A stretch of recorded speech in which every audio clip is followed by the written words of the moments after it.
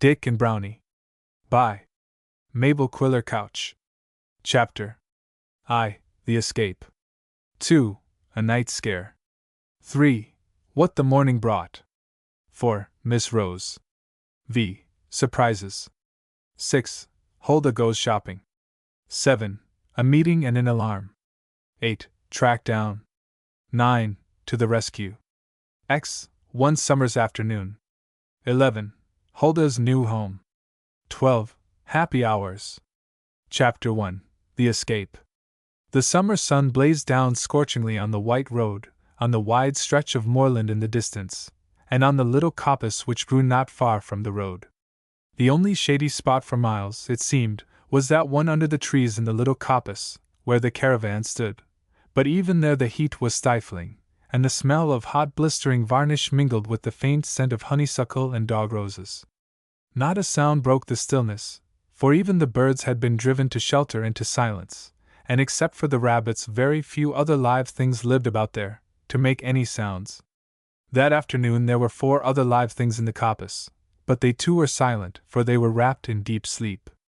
The 4 were a man and a woman, a horse and a dog, and of all the things in that stretch of country they were the most unlovely. The man and the woman were dirty, untidy, red-faced and coarse. Even in their sleep their faces looked cruel and sullen. The old horse, standing patiently by, with drooping head and hopeless, patient eyes, looked starved and weak. His poor body was so thin that the bones seemed ready to push through the skin, on which showed the marks of the blows he had received that morning. The 4th creature there was a dog, as thin as the horse, but younger, a lank, yellow, ugly, big-bodied dog, with a clever head, bright, speaking brown eyes, and as keen a nose for scent as any dog ever born possessed.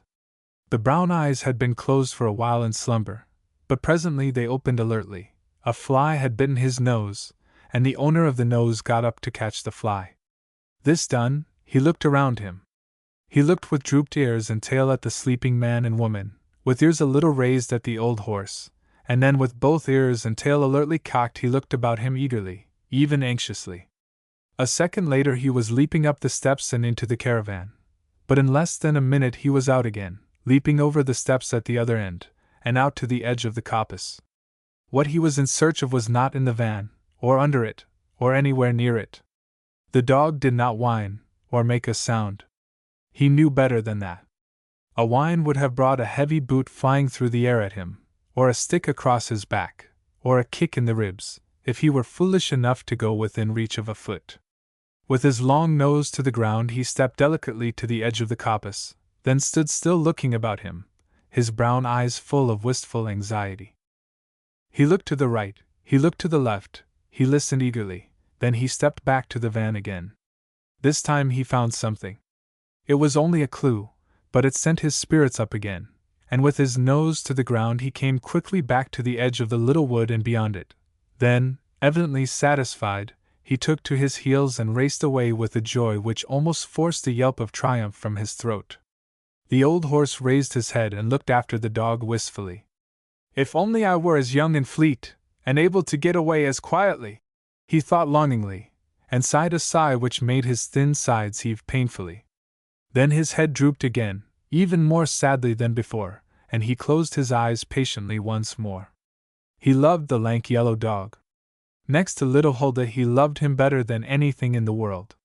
It hurt him as much or more to hear the stick raining blows on them as it did to feel it on his own poor battered body, for his poor skin was hardened, but his feelings were not. On each side of the wide road which ran past the coppice and away from it were sunk ditches and high hedges, separating it from a bit of wild moorland, which stretched away on either side as far as I could see. Here and there in the hedges were gaps, through which a person or an animal could pass from the road to the moor, and back again. To Dick, who did not understand it, this was very bewildering. Ahead of him a black shadow would flit for a moment, dark against the dazzling white road, then it would disappear. It moved so swiftly and so close to the ground, that if it had not been for the scent he might have thought it was some animal dodging about among the ditches and dry grasses. Dick could not know that when it had slipped through a gap in the hedge it became, instead of a shadow, a solid little dingy brown figure. Dick was puzzled.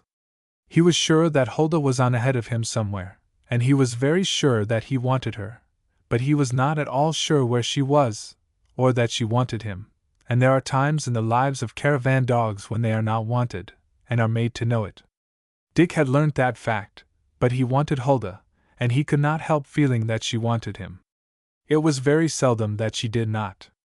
So he followed along slowly, keeping at a safe distance, his eyes and his senses all on the alert to find out if that shadow ahead of him was really his little mistress, or what it was, and if she would be angry if he ran after her and joined her.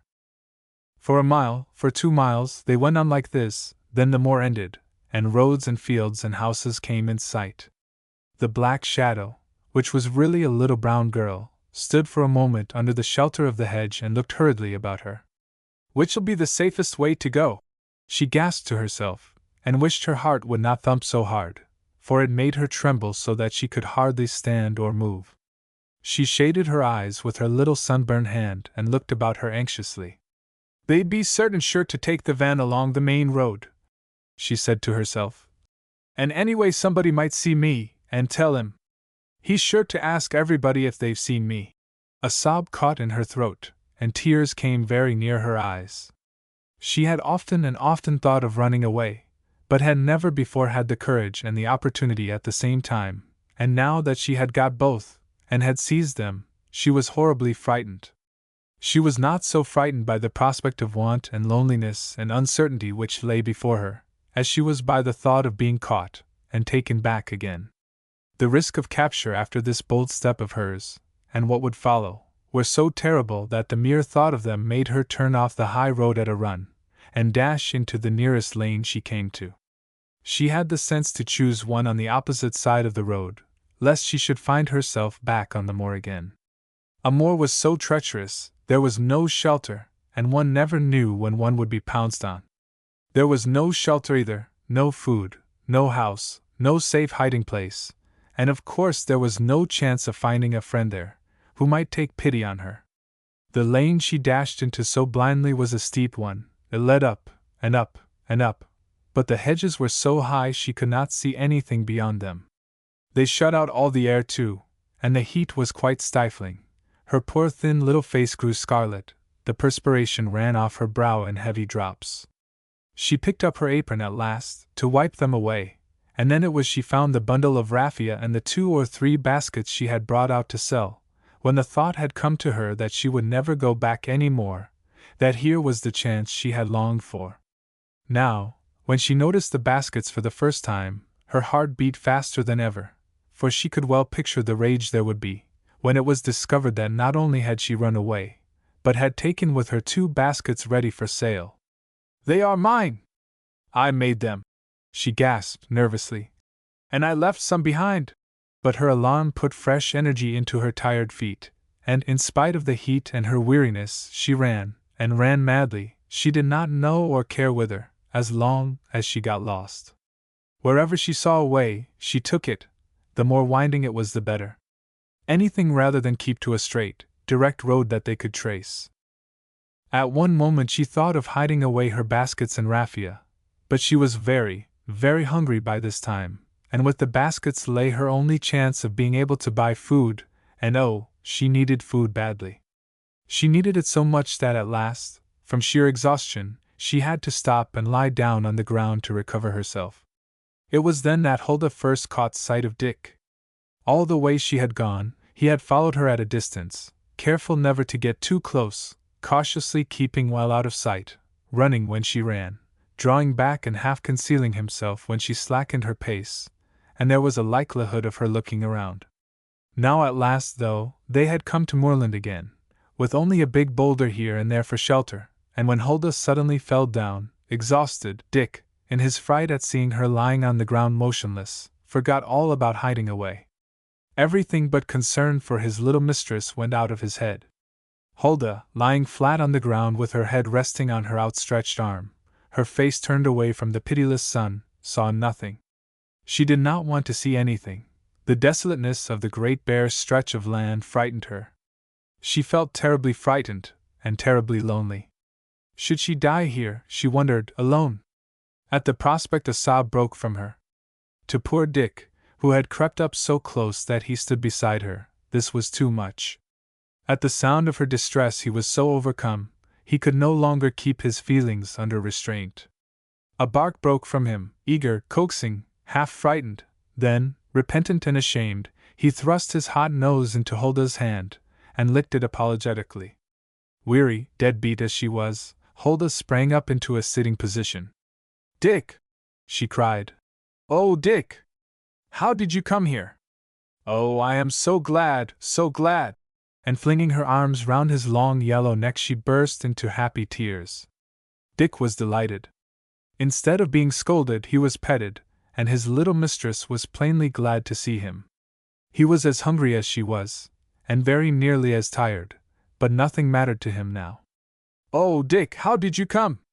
And oh, won't they beat us if they catch us? And oh, I hope they won't beat poor old Charlie worse than ever, because they are angry. Oh, I do wish Charlie was here too. Poor old Charlie! He will be so lonely." Dick wagged his tail and looked about him. Perhaps he was thinking that Charlie might have been able to find something to eat in that bare spot, but that it was more than they could. Huldah realized this too, and with a sigh she scrambled on to her aching feet again. She must find somebody to help them, a house and food of some kind. "You shall lead the way this time, Dick. You are clever, and can scent things out. You'll know which way to go to find houses." It took Dick a little while to understand that he was expected to run ahead now, not to follow, and indeed it is doubtful if he did understand it, but a rabbit popping up ahead of them at that moment drew him on, and Huldah more slowly followed. It was a very zigzag way that Dick took them, for he was intent on finding rabbits, not houses, but fortunately it led them at last to a house, too. The sun was going down in a crimson glory, and a mistiness was creeping up over the land on all sides, when, to her great relief, Huldah saw the welcome sight of smoke rising out of chimneys, then other signs of life, and presently came to a farm standing in the middle of a large yard. The yard seemed very full of animals, and where there were no animals there were hayricks and corn, and empty upturned carts and wagons. It was a lonely-looking place in that evening light, and the melancholy mooing of the cows, the good-night cluckings of the hens, the bleating of the sheep, seemed to add to the desolateness. As Huldah and Dick drew nearer, another and more terrifying sound arose, and that was the barking of dogs. Dogs sprang up from everywhere, or so it seemed to poor little Huldah, and forgetting the coming night, her hunger and everything else, she fled from the place, shrieking to Dick to follow her. Fortunately, Dick obeyed. Hunger and tiredness had taken most of his spirit out of him, or he could never have resisted such an opportunity for a fight. The enemy numbered 6 to 1, 2, not to speak of the farmer, who was armed with a long whip, and 2 or 3 workmen, who were well provided with sticks or pitchforks, and hungry. Footsore Dick did not at that moment feel equal to facing them all, and doing himself justice. So, with an impudent flick of his tail he followed Huldah, with the air of one who would not deign to fight mere farm dogs. It was a very weary, dejected pair, though, that at last stopped running, and summoned courage to stand and look about them once more, and the fright had so shaken Huldah's courage that when presently she caught sight of more smoking chimneys, and a group of little grey stone houses, and other signs of life not far ahead of them, she felt almost more sorry than glad. When she came closer, and found the village street full of people, she felt decidedly sorry, and wished wildly that she had gone any other way, and so avoided them. After the terrible heat of the day, men, women and children had all turned out of their close, stifling cottages, and were sitting or lounging about on doorstep or pavement, enjoying the coolness of the evening air, and having nothing to do and little to talk about, and not much to look at, they naturally took a great interest in the odd-looking pair which came suddenly into their midst. The dusty, shabby little girl and the lanky yellow dog. Huldah did not appreciate their interest. She felt ill with nervousness when she saw all the eyes turned towards her, and she longed to be out on the moor again, anywhere, lost, hungry, lonely, tired, rather than under this fire of eyes. She had wanted very much to try to sell one of her baskets, that she might be able to buy some bread, but the staring people daunted her. She felt she could not have stopped and spoken to one of them, or have offered her wares, to have saved her life. It was all she could do to drag her trembling limbs past them, and out of their sight. The end of the street was reached at last, though the cottages grew more and more scattered, then stopped altogether, and the pair found themselves alone once more. Poor Dick was by this time past doing anything but plod wearily along, his tail down, his ears drooping, his tongue hanging out. Huldah herself was in a half-dazed state. She scarcely knew where she was, or what she was doing. She plodded on and on mechanically, every step becoming harder, every yard a greater tax on her. She had almost given up hope, and decided to lie down under a hedge for the night, when her dim eyes were attracted by a light which suddenly shone out on the darkness, down a little lane on her right. She paused in her walk, and stood gazing at it longingly. To the exhausted, lonely, frightened child it seemed a beautiful sight. It was like a friendly smile, a kindly welcome reaching out to her in her hopelessness. "I will go and ask them to help me," she thought dully. "They won't kill me. Perhaps they'll give me a bit of bread for one of my baskets. They won't call the Pili so late as this." Dick looked up at her, and obediently followed. It was all one to him where he went. He had no hopes and no fears. He was better off than poor Huldah in that respect, but he roused to renewed interest and expectation when his little mistress stopped before a cottage, and walking timidly up the garden, knocked at the front door. Chapter 2. A Night Scare. Silence. Seconds passed. To Huldah they seemed endless. Her heart, which at first had beat furiously, quieted down until it seemed scarcely to beat at all. Save for the good-night calls of the birds, and the sad mooing of a cow in a field not far away, the silence remained unbroken. "Perhaps I didn't knock loud enough," thought Huldah, "or whoever's inside may be gone to sleep." If her plight had been less desperate, she would never have had the courage to knock again, but she felt ill and exhausted and frightened, and something seemed to tell her that here she might find help. So, after waiting a little longer, she screwed up her courage again, and rapped once more, this time more loudly, and this time, at any rate, her knock called forth response. There were sounds of hasty shuffling steps across the floor, and then a voice, old and evidently trembling, called through the door. "Who is there?" Huldah was puzzled how to answer. If she were to say, "Me," it would be only foolish, while if she called back, "I am Huldah Bate," her hearer would not know who Huldah Bate was. However, she had to say something, so she called back pleadingly, "I am the little girl, Huldah Bate, and please, ma'am, I'm starving, and please open the door. I can't hurt you, I am too little." It was her voice even more than her words which induced Martha Perry to open her door to the suppliant. It was such a childish voice, and so weak, and pleading, and tired. So the bolts were drawn back, and the door was opened. It was only opened a few inches, but wide enough to let out a stream of light, which brought some comfort and hope to the child's heart and the dog's heart. Huldah stepped forward into the light to show herself. "You are sure you haven't got anybody with you?" asked the woman, with nervous suspicion. "No, ma'am, no one but Dick." "Who's Dick?" hastily pushing the door close, in her alarm. "Dick's my dog. He followed me. He's starving too." And a sob broke from Huldah's throat. "We wouldn't hurt you, ma'am, for anything, we couldn't, we're dead beat. I haven't had anything to eat since yesterday, and we've come miles and miles. I don't want to come in, ma'am," she pleaded, more and more eagerly, as the door remained rigidly closed, except for about 3 inches. "If only you'll give us a bit of bread. I haven't got any money, but I'll give you one of my baskets for it. Oh, please, ma'am, don't turn us away." The tears began to rain down her thin white cheeks. She had borne all that she could bear, and she had not the strength to keep them back any longer. Dick, who could never bear to see his little mistress crying, pushed himself forward. First he licked Huldah's hand, and then seated himself in front of her, as though to protect her from the ogress who made her cry. Something in the ogress's face, though, told Dick that she was not a real ogress, and he looked up at her with a world of pleading in his big brown eyes, and his long tail waving coaxingly. "Poor doggy!" exclaimed the ogress. "Poor Dick, are you hungry too? You do look tired and thin.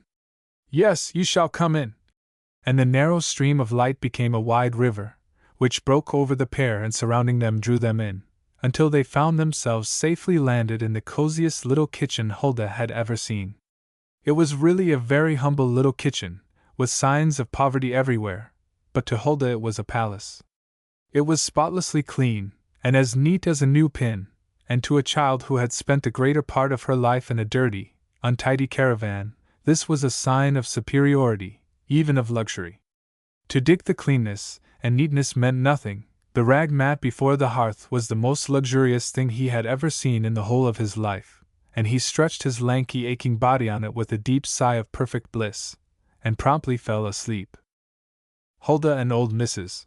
Perry meanwhile stood in the middle of the kitchen surveying each other. "Sit down, child," said Martha at last. "You look fit to drop." She spoke brusquely but not unkindly. "Thank you, ma'am," said Hulda, gratefully, and perched herself, with a long-drawn breath of excitement, on the edge of the hard chair nearest the door. "Not there. Go and sit in the armchair by the fireplace. Would you like a cup of tea?" "Oh!"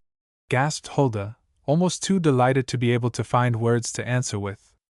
There was more pleasure, though, in her tone than any number of words could have conveyed. "The kettle is on the boil. I was just going to have a cup myself, before I went to bed." "Oh, thank you, ma'am!" gasped Hulda feebly, but again with a world of gratitude in her tone. "Put down your load for a time, then, and rest your arms." Then, as her eyes fell on the baskets the child had been carrying, "Was it one of those you offered me for a bit of bread?" "Yes, ma'am," answered Hulda shyly. "Well, you meant well, I don't doubt, but those baskets are worth more than a bit of bread. They ought to sell for 18 pence or 2 shillings each, I should say." "Yes, ma'am, and Emma always asks half a crown, and then comes down to 2 shillings or 18 pence," said Hulda, innocently. "Who's Aunt Emma?" Hulda hesitated a moment, somewhat at a loss how to explain. "She isn't my real aunt, though I calls her so. She and Uncle Tom ain't any relation to me, really. They're called Smith, and my name is Hulda Bate, but when Mother died—" "Haven't you got any mother?" "No, ma'am, and Father is dead too.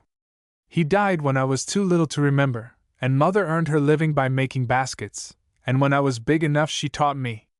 "How long ago did your mother die?" asked Mrs. Perry, more gently. 2 years, ma'am, and when she died Aunt Emma and Uncle Tom said I was to go and live with them. They said Mother had said I was to." Did your mother think so much of them, then?" "No, ma'am. They was always too rough for Mother. They drinks a lot, and swears terrible, and they am always fighting. I wonder at your mother leaving you to such people to be took care of." "I don't believe Mother ever did," said Hulda. "She never told me so, anyway." And she burst into bitter sobs. "But there wasn't anybody else there, and they told the parish officer that I was their little girl, and then they went away as fast as they could, and took me with them." "Are they kind to you?" "They beat me. They're always beating me, or Dick, or Charlie. Charlie is the old horse that draws the van, and I'd sooner be beaten myself than see them being knocked about. We don't ever get enough to eat, but that isn't so bad as the beatings." "Poor child! You both look as if you had never had enough to eat in your lives. Did they make baskets too?" "No, ma'am, they can't.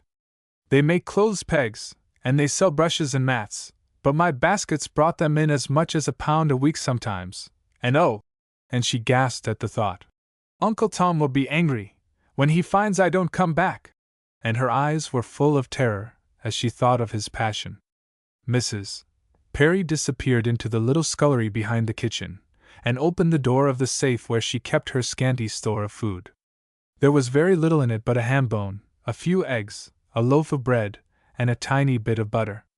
The bone she had, earlier in the day, decided would make her some pea soup for tomorrow's dinner, but she thought of poor Dick and his hollow sides, and came to the conclusion that her soup would taste just as good without the bone, and Dick, when he really grasped the fact that the whole of the big bone was really meant for him, soon showed her that no ham bone in the world had ever given more complete satisfaction. "Could you eat an egg?" Hulda stared blankly at her hostess. She could not at first realize that the question was meant for her. "An egg?" Me? Oh, yes, ma'am, but I don't want anything so good as that. She could have eaten anything, no matter how plain, or poor, or unappetizing. But an egg! One of the greatest luxuries she had ever tasted. A bit of dry bread will be plenty good enough. Eggs cost a lot, and my hens lay eggs for me in plenty. I don't ever have to buy one," said the old woman, proudly. "I've got some fine hens." "Do you keep a farm, ma'am?" Mrs. Perry smiled and sighed. "No, child, a few hens don't make a farm. I had a cow at one time, but all that's left is the house she lived in. Now, draw over to the table and have your supper." At any other time Huldah would have been shy of eating before a stranger, for in the caravan good manners were only a subject for sneers and laughter, and she remembered enough of her mother's teaching to know how shocking to ordinary eyes Mr. and Mrs. Smith's behavior would have seemed. Tonight, though, she was too ravenously hungry for shyness to have much play. She tried to remember all she could of what her mother had taught her, and got through fairly creditably. "Now," said Mrs. Perry, when that wonderful, glorious meal was at last ended, "where did you think of going for the night?" "I don't know," sighed Huldah, wistfully. "I hadn't thought of anywhere particular. I dare say there's a rick or a hedge we can lay down under. I don't mind where I go, so long as Uncle Tom don't find us." "Well, I can't give you a bed here. I've only this room and my bedroom, and Mrs. Perry did not like to explain that she was too nervous and too doubtful of Huldah's honesty to leave her alone in the kitchen, while she herself went to bed and to sleep. To her mind all gypsies, and all gypsy children, were thieves, and though she was interested in Huldah, and felt very sorry for her, she had, after all, only known her about an hour, and knew nothing of her past history. In her heart she could not as yet believe all her story, or bring herself to trust her. The child instinctively felt something of this distrust, and it hurt her. Her eyes filled, but she forced back the tears, and spoke out bravely. "I shall do all right, thank you, ma'am. We'll be going on again now. I ain't afraid of nothing when I've got Dick with me, and thank you, ma'am, for all you've given us, but I wish you'd have one of my baskets, ma'am, please. I can easy make another, and I'd be glad if you would, please, ma'am." Mrs. Perry felt a prick of conscience, and her heart melted. She could see that the child's feelings were hurt, and that her self-respect made her anxious to pay for all they had received. "If you wouldn't mind sleeping in the barn in the garden, you and your dog, you're welcome. It's as clean as can be, and there's plenty of nice straw there, to make a comfortable bed for you. You'd be under shelter there, and if so be as your uncle should come this way, he'd never find you there." Instead of conferring a favor, she found herself almost asking the child to stay, and to Huldah the temptation was too great to be resisted. To be safe from her uncle. She felt she could bear anything, if she could only for a few hours feel quite safe. She was so tired, too, so dead tired, she did not know, in spite of her brave words, how she could possibly drag her weary body a step further. A few moments later the front door had been securely bolted, and Mrs. Perry, lantern in hand, was conducting her two strange visitors out of the back door and down the garden. "That's the fowl's house," she explained, flashing her lantern over the door of the little building as they passed it. "And here is the barn." She opened the door, and threw the lantern light all over the wooden shed. It was spotlessly clean, and sweet with the smell of the straw which was scattered about one end of it. There were some bundles and some loose straw lying on the ground. Huldah sank down on one of the bundles with a little cry of relief, while Dick burrowed delightedly in the loose straw. "You won't be afraid, you think?" "No, ma'am, thank you, not with Dick," she answered bravely. She did not feel quite so brave, though, when the light had gone, and she heard the house door bolted, and found herself and Dick shut in alone in the dark in that great empty strange place. She did wish that Mrs. Perry had seen fit to leave them the lantern. Rats loved straw, Huldah knew, so did mice, and she was dreadfully afraid of both. The moonlight shone in through the sides of the barn, and Huldah had a feeling that eyes were at all the chinks, watching her. To try to forget the rats and mice and not to see the eyes, she nestled down in the straw, with one bundle at her head and another at her back, and hoped she would soon fall asleep and forget everything. But though she was so tired, or perhaps, because she was overtired, sleep when it did come was not sound or pleasant. Every time Dick rustled the straw, she awoke. Every time a bird called or an owl hooted, she started up wide awake. She woke once from a dream of her uncle, with, as she thought, his voice echoing in her ear. Another time she felt certain he was banging at the barn door, trying to get in, to beat her and Dick, and take them both back. "Oh, I wish it was morning!" she sighed, and sat up on her straw bed, to see if daylight was beginning to dawn yet. But all was dark still, even the moon had gone. She was just about to lie wearily down again, when a real, not a dream sound caught her ear. The sound of nailed boots on stones, and stealthy footsteps. "It really is someone climbing the wall and coming up the garden," she thought to herself, and her mouth and throat grew dry with terror, and her heart beat suffocatingly. "Dick!" she gasped, in a low voice. "Dick, they're coming, they've found us! Listen!" Dick raised himself on his haunches, with his ears cocked. Huldah was seized with sudden fear that he would growl, and so betray their hiding place, for her uncle would recognize Dick's growl in a moment. She laid her hand on his collar firmly. "Quiet!" she commanded, firmly, and knew that he would obey. She tried to peer out through the chinks, but it was hard to move without rustling the straw, and all without was black as pitch. Then suddenly, quite close to her on the other side of the planking, sounded a whisper, and Huldah never knew afterwards whether she was most frightened or relieved, frightened by the nearness of somebody, or relieved that the somebody was not her. "Uncle Bill, where's the sack?" the voice asked, impatiently. "I dunno," answered another voice, sourly. "You had it. I've cut my knee on that there wall. I can feel the blood running down my leg." "You always manages to do something," was all the sympathy Bill got. "We've got to ave the sack, so you'd better find it. How are we to carry the birds without it? In our hats? It's the fowls," thought Huldah, thrilling with excitement. "They're going to steal the fowls." "Oh, they shan't. The lady'll think it's me. Oh, what can I do? How can I tell her? I must stop them, somehow." Bill had gone back in search of the sack, and the other thieves stood waiting for him. Huldah had time to think, but no plan came to her.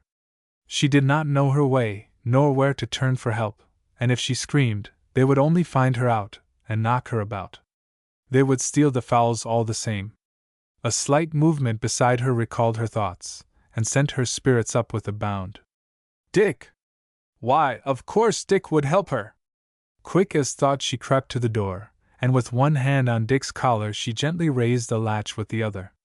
Bill had evidently found the sack, for the thieves were together again. She heard them whispering. One even seemed to be already fumbling with the latch of the fowl's house door. "Quick, Dick, catch them!" she whispered excitedly. "Go for them, Dick! Bring them down!" With one fierce yelp Dick was out of her grasp and out of her sight.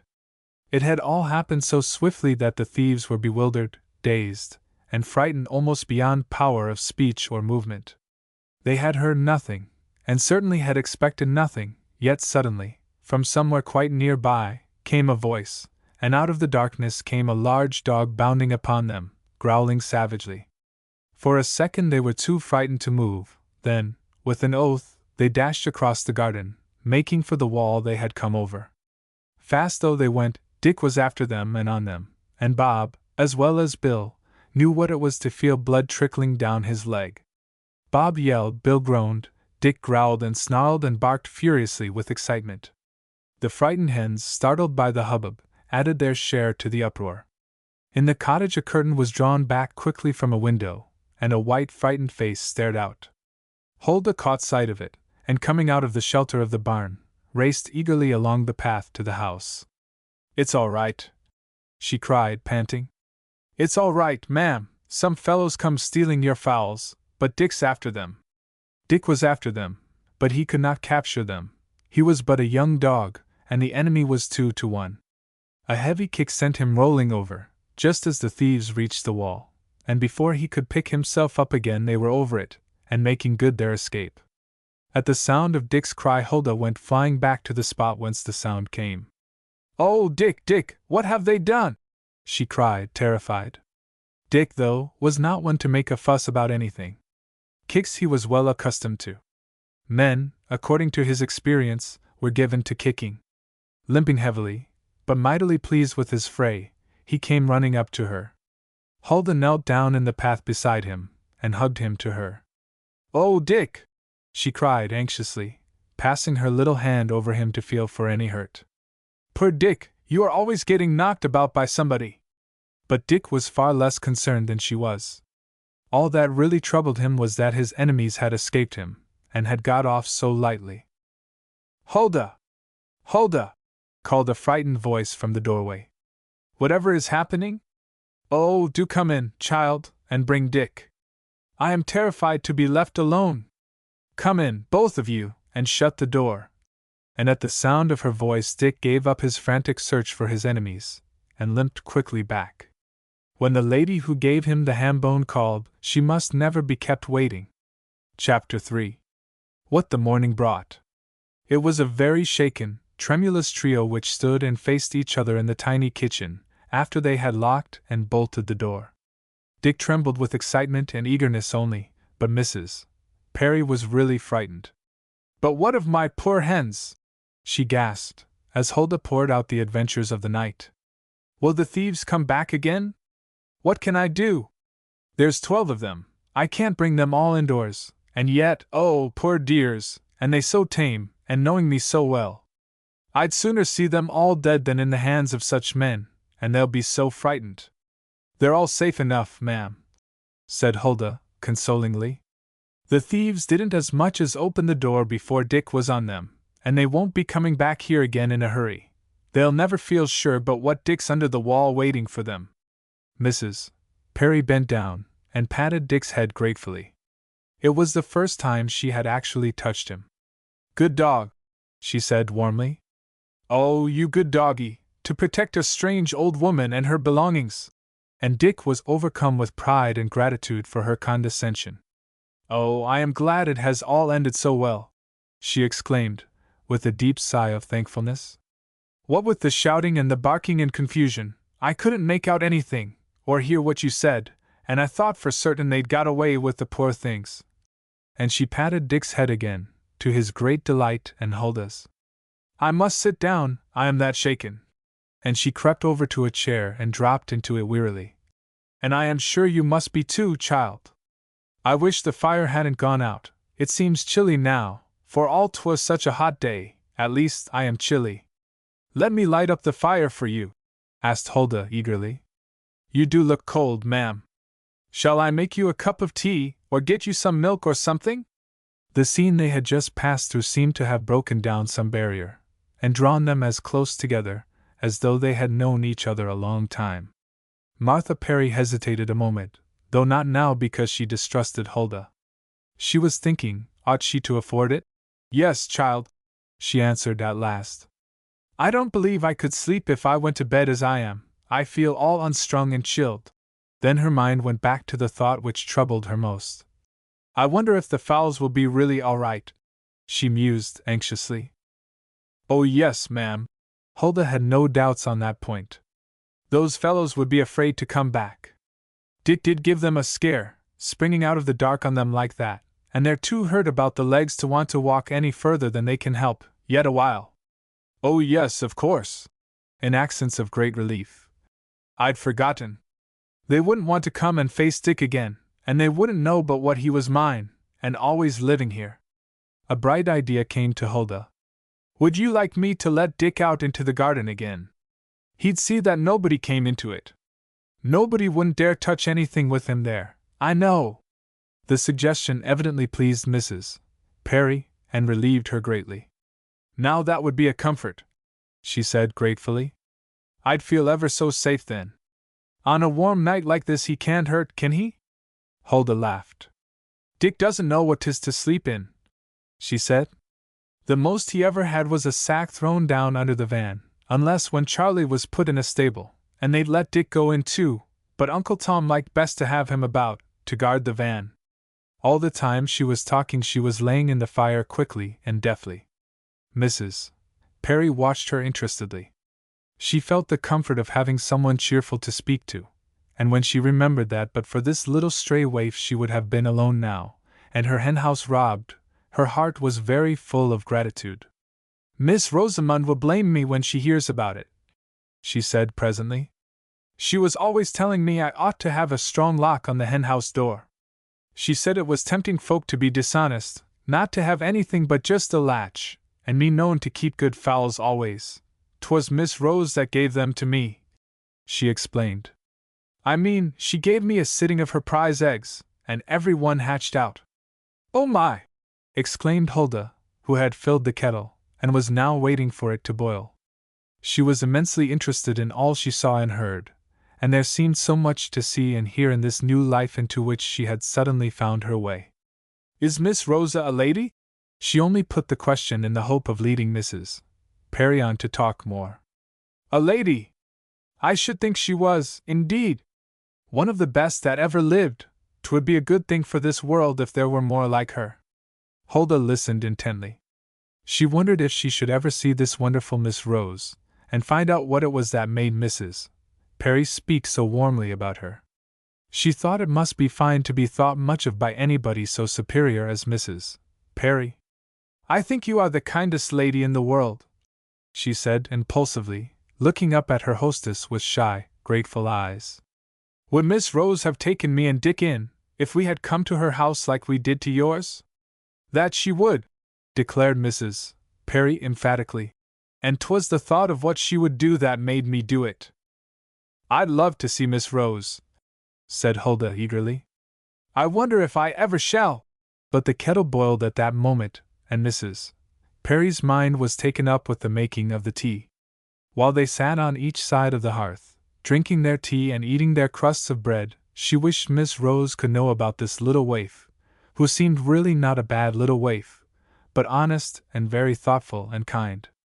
She wanted her advice as to what to do about her. Already her feelings towards the child had changed so much that she did not like to think of sending her away in the morning, to wander on alone again, with no home, no money or food, and no protection but Dick. Dick might be killed, or stolen, and then the poor little soul would be alone in the world. Huldah looked up eagerly at her hostess more than once, but, though she was longing to ask some more questions, she did not like to interrupt her while she gazed with such grave, thoughtful eyes into the fire. At last Mrs. Perry roused herself from her thoughts, with a tired sigh, and brought her eyes back to Huldah again. "Have a bit more bread," she urged kindly, seeing that the little brown hand was empty. "You must be hungry." Huldah was always hungry, but she was not accustomed to any notice being taken of the fact. "No, thank you, ma'am," she said politely. She had already guessed that her kind protector was very poor, and she knew well what a difference every slice made to a loaf, so she said, "No, thank you, ma'am," though she could really have eaten the whole of the nice brown crusty top. But she was more interested in Miss Rose than in her own appetite. "Does Miss Rose live near here?" she asked. Mrs. Perry smiled. "Why, how funny!" she exclaimed. "I was thinking of Miss Rose too. Yes, she lives at the vicarage, and that's a little way further on in the main road. If you hadn't turned down this lane, you'd have come to it about half a mile further on. I wonder you didn't see the church tower as you came along." "It was too dark," said Huldah. "Oh, I was glad when I saw your light shine out," she added impetuously. "I didn't know what to do or where to go, and we were so tired. I very nearly lay down under the hedge 'cause I felt as if I couldn't drag another step. It'd have been better for you if you hadn't seen it, but had gone on till you came to the vicarage." "I don't think so," said Huldah emphatically. "Perhaps the servants would have driven us off, anyway. They couldn't have been kinder than you was. It wouldn't have been better for me if you'd gone on," added Mrs. Perry gratefully. "I shouldn't have had any hens now, if it hadn't been for you, and I'd have been scared to death. I think I will go up to bed now," she added presently, in a weary voice. "I had thought I wouldn't go back again, but I am that tired." "You do look tired," rejoined Huldah, sympathetically. Her own little body was aching all over, and she was so weary she could gladly have lain down anywhere and slept, but it never occurred to her to mention the fact. "Dick'll mind the garden, so don't you worry about that. Can you sleep on the sofa, do you think?" "Oh, yes, ma'am!" cried Hulda, rapturously, gazing at the hard black horsehair-covered thing as though it were the most luxurious couch in the world. "I'll give you my big shawl to wrap yourself up in, and you can use that cushion there for a pillow." "Thank you, ma'am, but I think," she added anxiously, "I'll run out first, and see that Dick's all right. You can bolt the door after me while I'm out." Martha Perry did not do that, though. She stood there with the open door in her hand, and watched almost affectionately the little brown figure run down the garden path, and disappear in the gloom. "Put Dick in the barn to sleep," she called after Hulda. "He'll be nice and comfortable there." But Dick, wise dog, was already there, snugly curled up in the straw, and as happy as a dog could be. The hens, too, had settled down to sleep again in their house, and all was safe, so Hulda ran back again contentedly, and Martha Perry welcomed her as gladly as though they were old friends, and when she shut the door and bolted themselves in, it was with a sigh of relief that she had this little companion. A few minutes later the old woman was stretched out comfortably in her bed, and the child was rolled up snugly on the hard sofa, and silence once more fell on cottage and garden, broken only by an occasional sleepy cluck of the hens, as they moved on their perches, or a whimper from Dick, as in his dreams he lived over again his rout of the enemy.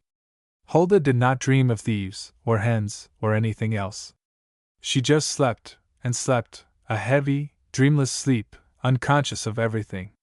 The hard sofa galled her poor, thin, aching body, the round hard pillow gave her a crick in the neck, but neither of them could make themselves felt through the sleep which held her fast in merciful unconsciousness. It was broad daylight, and the sun had been shining for a long time when at last she woke with a start, and sprang up, wondering where she was, and what had happened. Then by degrees recollection came back to her, and she began to wonder what she could do. The old clock in the corner pointed to 7, but there was no sound of movement in the house. Hulda was afraid to get up and move about, lest Mrs. Perry should suspect her of being at some wickedness, and she was not sorry to lie still, for her limbs ached, and she felt very, very tired, so she stretched herself out on her hard couch, and gave herself up to studying the little kitchen, and all that was in it. It was very wonderful, she thought, and very lovely. There were some dark green wooden chairs, and an armchair, and a little round table, scrubbed to spotless whiteness. Above her head, on a window ledge stood some geraniums in full bloom, and on a row of shelves let into the wall stood a large Bible, with a crochet mat over it, and some other books, some vases and ornaments, and a box covered with shells. The only other things to see were the grandfather's clock in the corner, some well-polished bright things on the mantelpiece, a pair of brass candlesticks, a couple of tea caddies, and a pair of snuffers on a tray. There were some pictures on the wall, and an almanac. One picture showed 2 beautiful horses plowing a field, a white horse and a brown one. The other was of the same 2 horses going slowly home, at the end of the day's work. The sight of the white horse brought Charlie to Hulda's mind, and filled her eyes with tears. "Oh, if only Charlie was here too," she thought, "and if only he looked like that horse there." There was indeed all the difference in the world between the well-fed, well-groomed horse in the picture, with his erect head, his bright eyes and glossy coat, and poor old Charlie, with his bones showing distinctly through his rough, neglected coat, his drooping head and sad eyes. Hulda looked and looked again at the pictures. She thought they were perfectly beautiful, but by and by she began to fidget a little. She was tired of lying quiet, and the silence and stillness worried her. She slid off the sofa, and sat on the edge of it, wondering if she might move, if she might go and see Dick, or clean up the grate and light the fire. Presently there was a whine at the back door. Dick had come in search of her. She stood up and quietly made a step or 2 towards the scullery and the back door, wondering if she would be taking a great liberty to let him in. She did long to. And then, while she stood hesitating, she heard a voice calling weakly down the stairs. "Little girl, Hulda, are you there?" Hulda, greatly relieved, sprang to the foot of the stairs. She was glad to have the silence broken at last. Yes, ma'am. It was only Dick whining to come in. Let him in, then come up to me, will you? Ordering Dick to stay below, Huldah mounted the stairs, full of awe. She had not been allowed up them before. She thought the little winding white staircase was wonderful, and oh, how clean it all was! At the top was a landing about a yard square, and an open door. Through the doorway she saw an old-fashioned bed with pretty flowered frills and curtains, and lying on the bed was Mrs. Perry. Come in, child, she said feebly. I've been calling to you for ever so long, but I couldn't make you hear. I expect you were very tired and slept heavy. I've been awake for a good bit, said Huldah, but I didn't like to move about till you come. I wish I'd heard you. Did you want me? Yes, I'm feeling very bad. I think I must have got a chill last night, or else the fright upset me. Oh, I am sorry, cried Huldah, with genuine feeling. Mrs. Perry really did look very white and ill, and Huldah felt quite alarmed. Can I get you something? What can I do? Shall I light the fire? She asked eagerly. Yes, if you will, I'd be very much obliged. I'd like a cup of tea, as hot as I can drink it, and, pointing to some flannel lying on the bed, if you could make that very hot, and bring it up to me, I'd be glad. Perhaps he'd ease the pain a bit. I'll be as quick as I can, said Huldah eagerly, turning to hurry downstairs. Is there anything else? Oh my, yes! There's the fowls, they'll be wanting their breakfast. It's all put ready for them in a pan in the scullery, if you'll give it to them. Don't let them out into the garden. I'll see to that, said Huldah, cheerfully. Then when they're out eating their food, go into the house, and see if there's any eggs in the nests. Yes, ma'am, and please may I borrow the loan of the bucket, to have a wash? I'm feeling all dusty and dirty. Mrs. Perry smiled, in spite of her pain. Yes, of course. You'll find a basin and soap, and a rough towel in the scullery, too. I'm glad you reminded me. Huldah slipped down the stairs as blithe as a bird. This was keeping house in real earnest, and she loved it. She set to work to light the fire and tidy the stove first, then she went and fed the hens, and came back triumphantly, carrying 3 large eggs. When she had shown these to Mrs. Perry, and discussed their size and beauty, and surely there never had been such eggs found before, she went down and had her wash, and oh, how she did enjoy it! She wished she had a clean frock or apron to put on, too. But when she remembered all she had got, she felt ashamed of herself, for even thinking of wanting anything more. In the scullery was a sweeping brush, and the sight of it tempted her to sweep up the kitchen. She opened the door wide, to let in the sunshine and fresh air and the sweet scent of flowers, and then she went sweeping away, not only the doorstep, but the tiled path down the garden to the gate. For the moment she had forgotten her fear of being discovered. All here seemed so different, so safe and peaceful, and far away from her old unhappy life. The sun was shining radiantly, drying up the dew on the flowers, and making the red-tiled path glow warmly. It seemed to fill the garden, the cottage, and all Huldah's world with cheerfulness. By the time she had finished sweeping, the kettle was singing, so Huldah got the teapot and warmed it. She even warmed the cup and saucer too, in her anxiety that Mrs. Perry should have her tea as hot as possible. Then she cut a slice of bread as neatly as she could and toasted it. Dick was lying out in the sun, gnawing at the remains of his ham bone, as happy as a dog could be. Huldah glanced out at him every now and then while she was toasting the bread, and tried to realize that they were the same two who only yesterday morning were thrashed so unmercifully, she, for giving Dick some bread and butter, and Dick for eating it, after which had followed that dreadful scene when her Uncle Tom had kicked poor old helpless Charlie so cruelly, partly because the poor old horse moved slowly, but chiefly because he knew that it would hurt Huldah more than any beating or starving of herself could. It hurt her so greatly that she felt she could not bear it any longer, and then and there made up her mind to run away. Half of Charlie's kicks and blows were given him, she knew, because they hurt and angered her. Perhaps, she thought, if she were gone life would become easier for him. So she went, and that was only yesterday, and the only pang of feeling or remorse that she felt for what she had done was the loss of Charlie. Chapter 4. Miss Rose. Do you think you could find your way to the vicarage? Huldah had given Mrs. Perry her breakfast, and taken her own, and now had gone up again to remove the cup and plate, and ask what more she could do. She was longing to make herself useful, that she might show how grateful she was for all that had been done for her. Yes, I'm sure I could, she answered readily. Miss Rose said she'd come to me any time I wanted her, and I feel I want her now, but I don't know how to let her know unless you will go for me. I'll go, said Huldah eagerly. I'd like to. Then, with sudden recollection of her uncle and aunt, her heart sank. I don't suppose I'd meet Uncle that way, but there'd be the chance of that, any way I went, she added, trying to be brave and sensible. Mrs. Perry looked anxious too.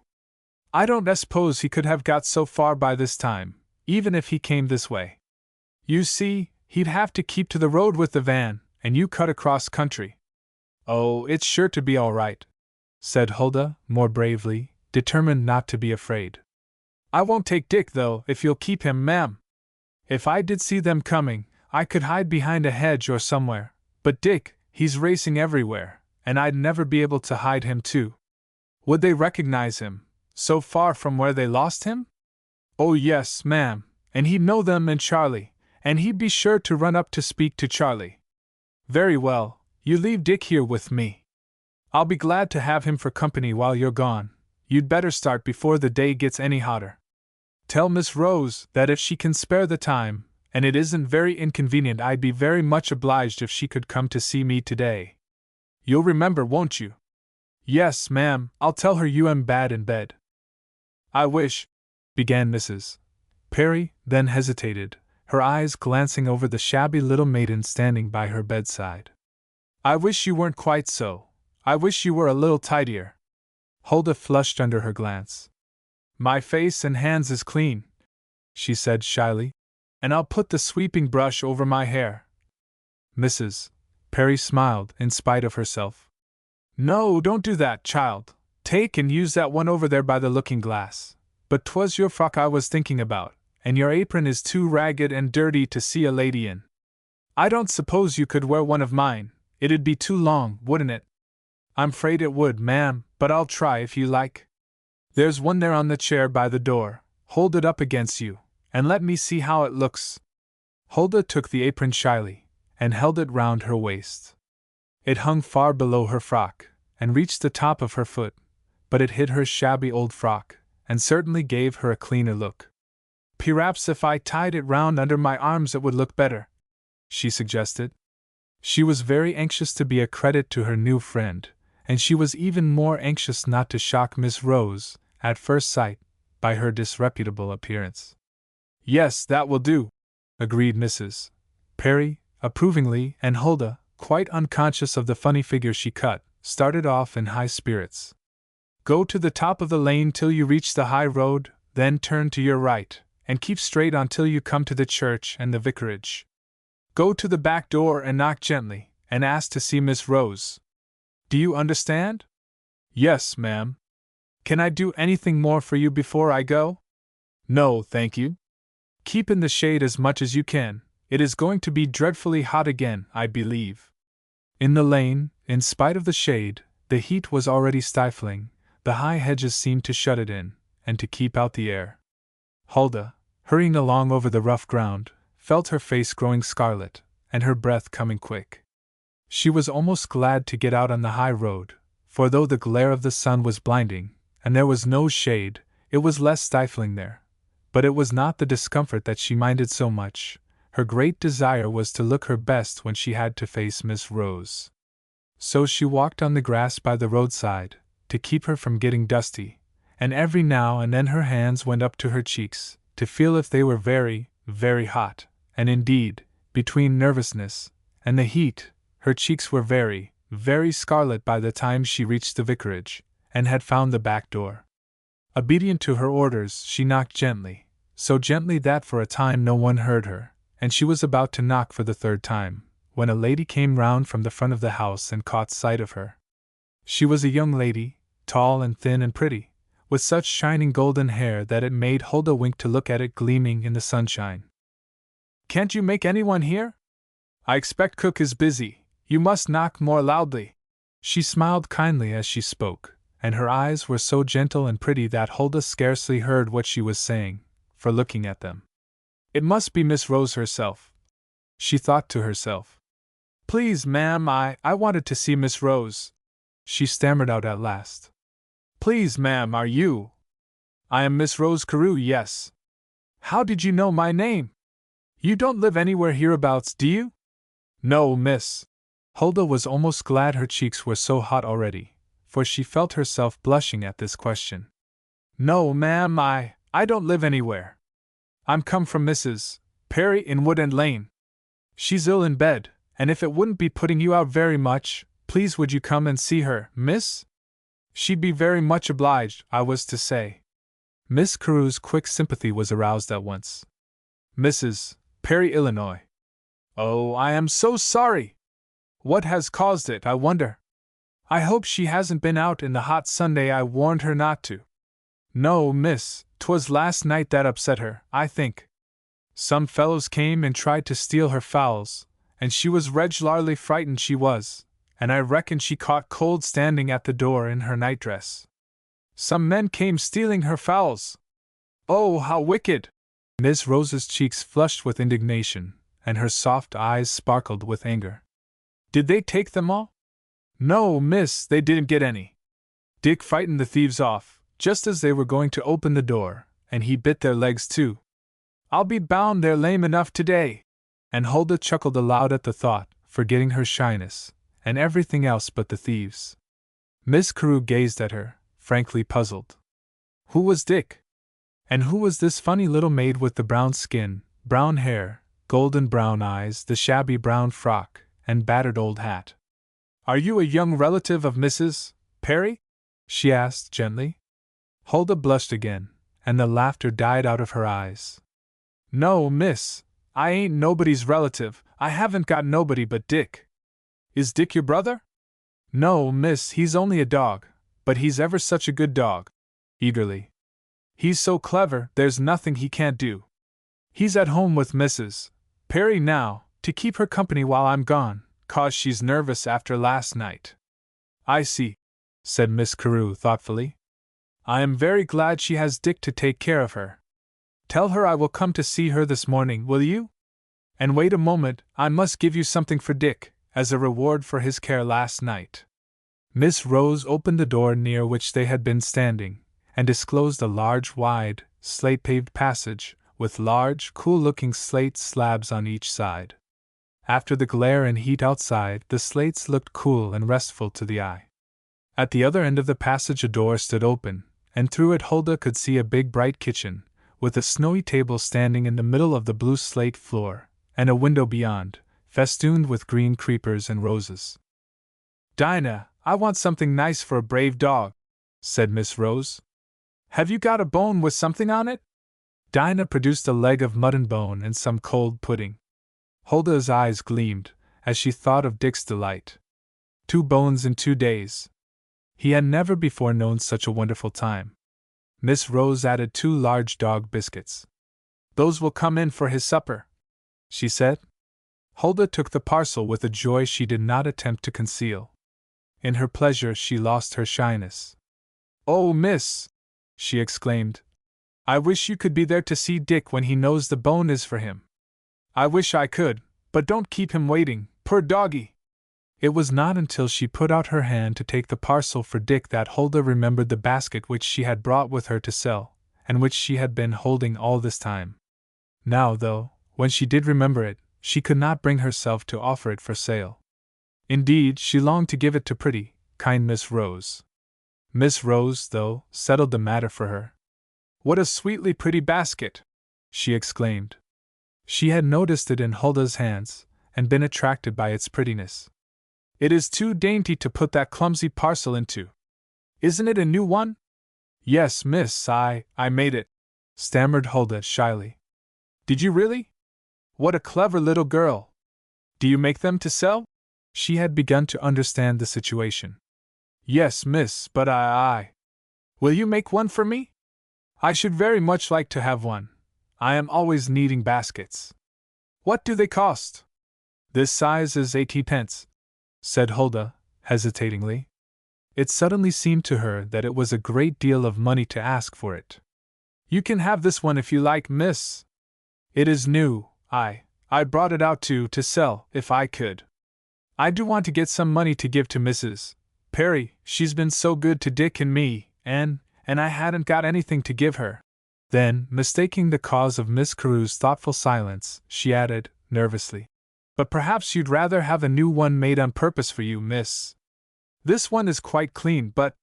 Yes, I'd like to have this one. I'd rather have this one, child. I was only thinking. Then, as she put the money for it into Huldah's hand, she asked gently, Will you tell me your story, dear, presently, when I come to see Mrs. Perry? I should so like to know it. Then I shall be better able to understand, and perhaps I could help or do something. I must not keep you now, or Mrs. Perry may begin to worry about you. Yes, miss, I think I ought to go back now, and thank you, miss, very much. Huldah was so excited she scarcely knew how to get her words out. A great sense of relief and happiness filled her heart. If Miss Rose would help her, she felt sure she would be safe and happy, and Dick too. She almost danced back over the sunny road. In spite of the scorching Sunday, her heart was lighter. She had 18 pence in her hand to give to Mrs. Perry, and she had a feast for Dick. Life seemed beautiful, and happy, and hopeful. Could it have been only yesterday morning that she was in that dreadful caravan, bruised, hungry, miserable, and desperate to escape? It seemed impossible. Suddenly, around the bend of the road ahead of her, appeared the head and shoulders of a white horse, and instantly all her world changed. Her heart almost stood still with fright. Then, with a low cry of despair, she scrambled over the hedge and into a field on the other side of it. If I'd had Dick, I couldn't have done it, she panted, as she scuttled along under the hedge, bending low, almost like an animal. At the corner of the field she paused. If I can get over this hedge, I shall be in the lane, she thought, but the sound of wheels made her crouch low again. The horse was just passing. Fascinated, yet terrified, Huldah peeped through the hedge, and saw a quiet old farm horse drawing a haycart, and the driver sound asleep on the shafts. Oh, how her heart thrilled with relief at the sight! If she had known what prayer was, she would have offered up a thanksgiving then. As it was, she scrambled out over the hedge and into the lane in a somewhat sobered mood. The thought of what might have been made her heart beat fast and her limbs tremble, and her new life seemed more than ever beautiful. Miss Carew meanwhile had stood watching Huldah flitting like a little dark shadow along the road. What an odd little brown thing she is, she thought to herself, half amused, half sad. I ain't nobody's relative, I haven't got nobody but Dick. She seemed so cheerful about it, too, it makes one feel that she did not mind the want. I wonder, but I must go and hear more about the strange pair who seem to have dropped out of the clouds to act as good fairies to poor Martha Perry.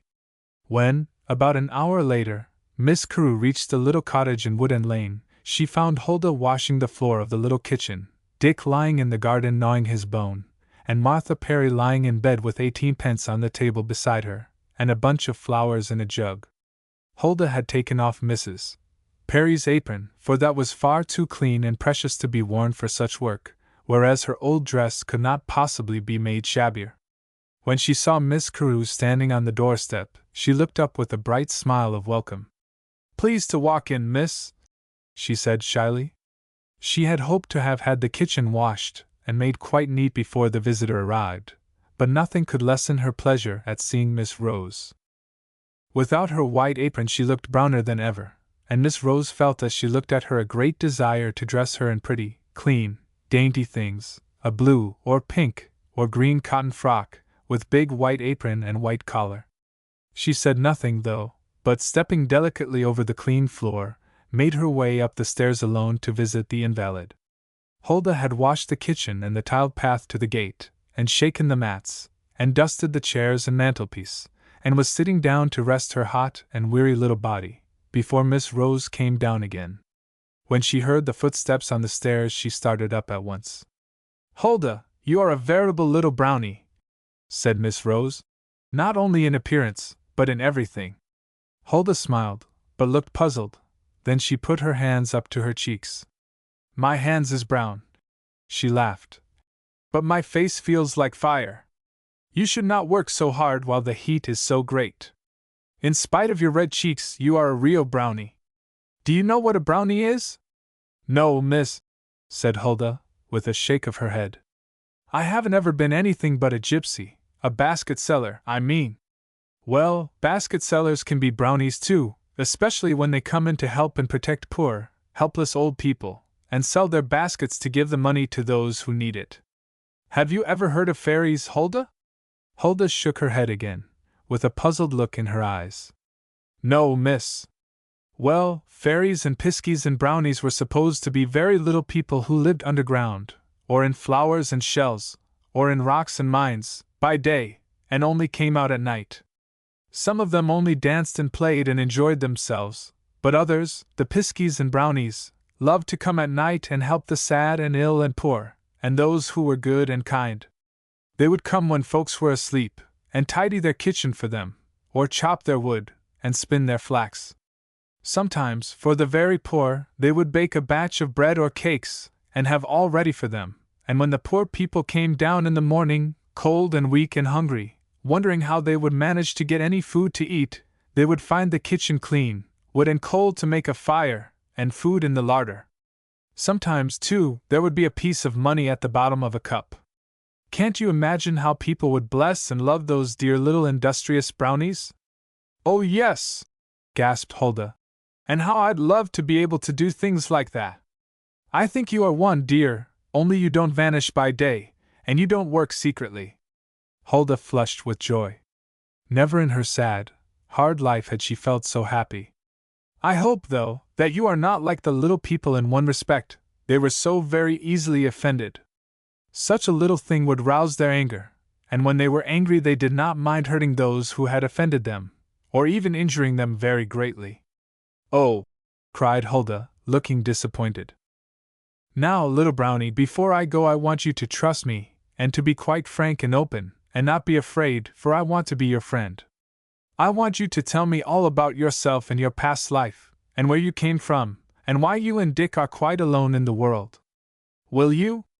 I want to help you, and do what is best for both of you, but until I know all I can do nothing. You won't send us back to Uncle Tom, will you, miss?" she cried, her face paling, her eyes wide with fear. "I'll tell you everything, I want to, but if you send us back to Uncle Tom, he'll pretty nigh beat us to death, me and Dick, I know he will." And at the mere thought of it she broke down, and sobbed so violently that it was long before Miss Rose could soothe her, or calm the trembling of the half-starved, bruised little body. She herself was shocked by the terror with which the mere thought of returning to her uncle and aunt filled the child, and her heart ached as she realized what she must have endured to bring her to such a state, for it was plain to see that Huldah was naturally a spirited, brave little creature. In her own mind, Miss Carew determined then and there that such persons were not fit guardians for any child, and never with her consent should Huldah be sent back to be again at their mercy. Her life would be one of greater suffering even than before. She shuddered at the thought of the blows and abuse and hunger which would be her lot. The hunger for love and kindness, too, which, now she had had a glimpse of both, would be even greater than her hunger for food, and even less likely to be gratified. No, oh no, Huldah should never face such a fate, as long as she could help her. She would seek the protection of the law first, she decided, but in the meantime, until the law was necessary, she herself would do her best to make her life happy and useful and good. So much was due to the child. Everyone whose life was happy, and full of love and peace and comfort, owed some share of her blessings to those who had none, and surely here was one to whom a large share was owing. Chapter 5. Surprises. The confession had been made, the story told, and, to her unspeakable joy and relief, Huldah had not been sent to Uncle Tom or to the workhouse. The latter fate she had dreaded even more than the former, for if she had been sent to the workhouse she certainly would have had to part with Dick, Whereas, if she had gone back to the caravan, she would have had both him and Charlie, and she would rather endure hunger and beatings than lose Dick.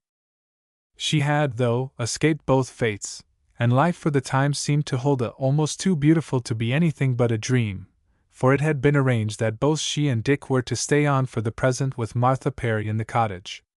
Since the night of the attempted robbery, Mrs. Perry had been very ailing and nervous. She could not bear Dick to leave the house, when once twilight began to fall, and she would not have stayed there at all at night without him. She had grown to rely on the lanky yellow creature as though he had been a man. No harm, she felt, could come to her or her hens, as long as Dick was about the house or garden. She needed company and help too, so Huldah was to stay on, to keep the cottage tidy, and run the errands, and be at hand, in case Mrs. Perry was ill again. A tiny room, which was scarcely more than a cupboard or a lean-to jutting out over the scullery, was transformed into a bedroom for Huldah. A little iron bed was sent down from the vicarage, and sheets and blankets, a chair, and even a little square looking-glass to hang on the wall. Huldah was in a perfect turmoil of glad excitement. She thought her room perfectly beautiful, and from the little window she could look right over the back garden, and away to a great stretch of country beyond. "I don't know what to do for a chest of drawers for you," said Mrs. Perry thoughtfully. "You ought to have something to put your clothes in." But Huldah pooh-poohed the idea. "Oh, I shan't want anything," she said cheerfully. "You see, I haven't got any clothes." "Ah, but wait," said Mrs. Perry, knowingly, then stopped abruptly, and said no more. Huldah did not understand. "If I can sell some baskets, I'll be able to get an apron or two," she said gravely. "I'd like fine to have some, but I could keep them on my chair." Mrs. Perry smiled. "A box would be better. If I could get you a nice big box, that would do for the time, wouldn't it?" "Oh yes, that would do grand," agreed Huldah readily. "But don't you worry about it, ma'am. I've got to make my baskets first and sell them, and then I'll have the aprons to make. There won't be any need to worry till I've got them," she added in her old-fashioned thoughtful way. "Wouldn't it be lovely, ma'am," she added, a moment later, "to have a new frock, a whole real new one?" It took a moment for such a possibility to even enter her head. "A blue one," she added, reveling in it, now it had come.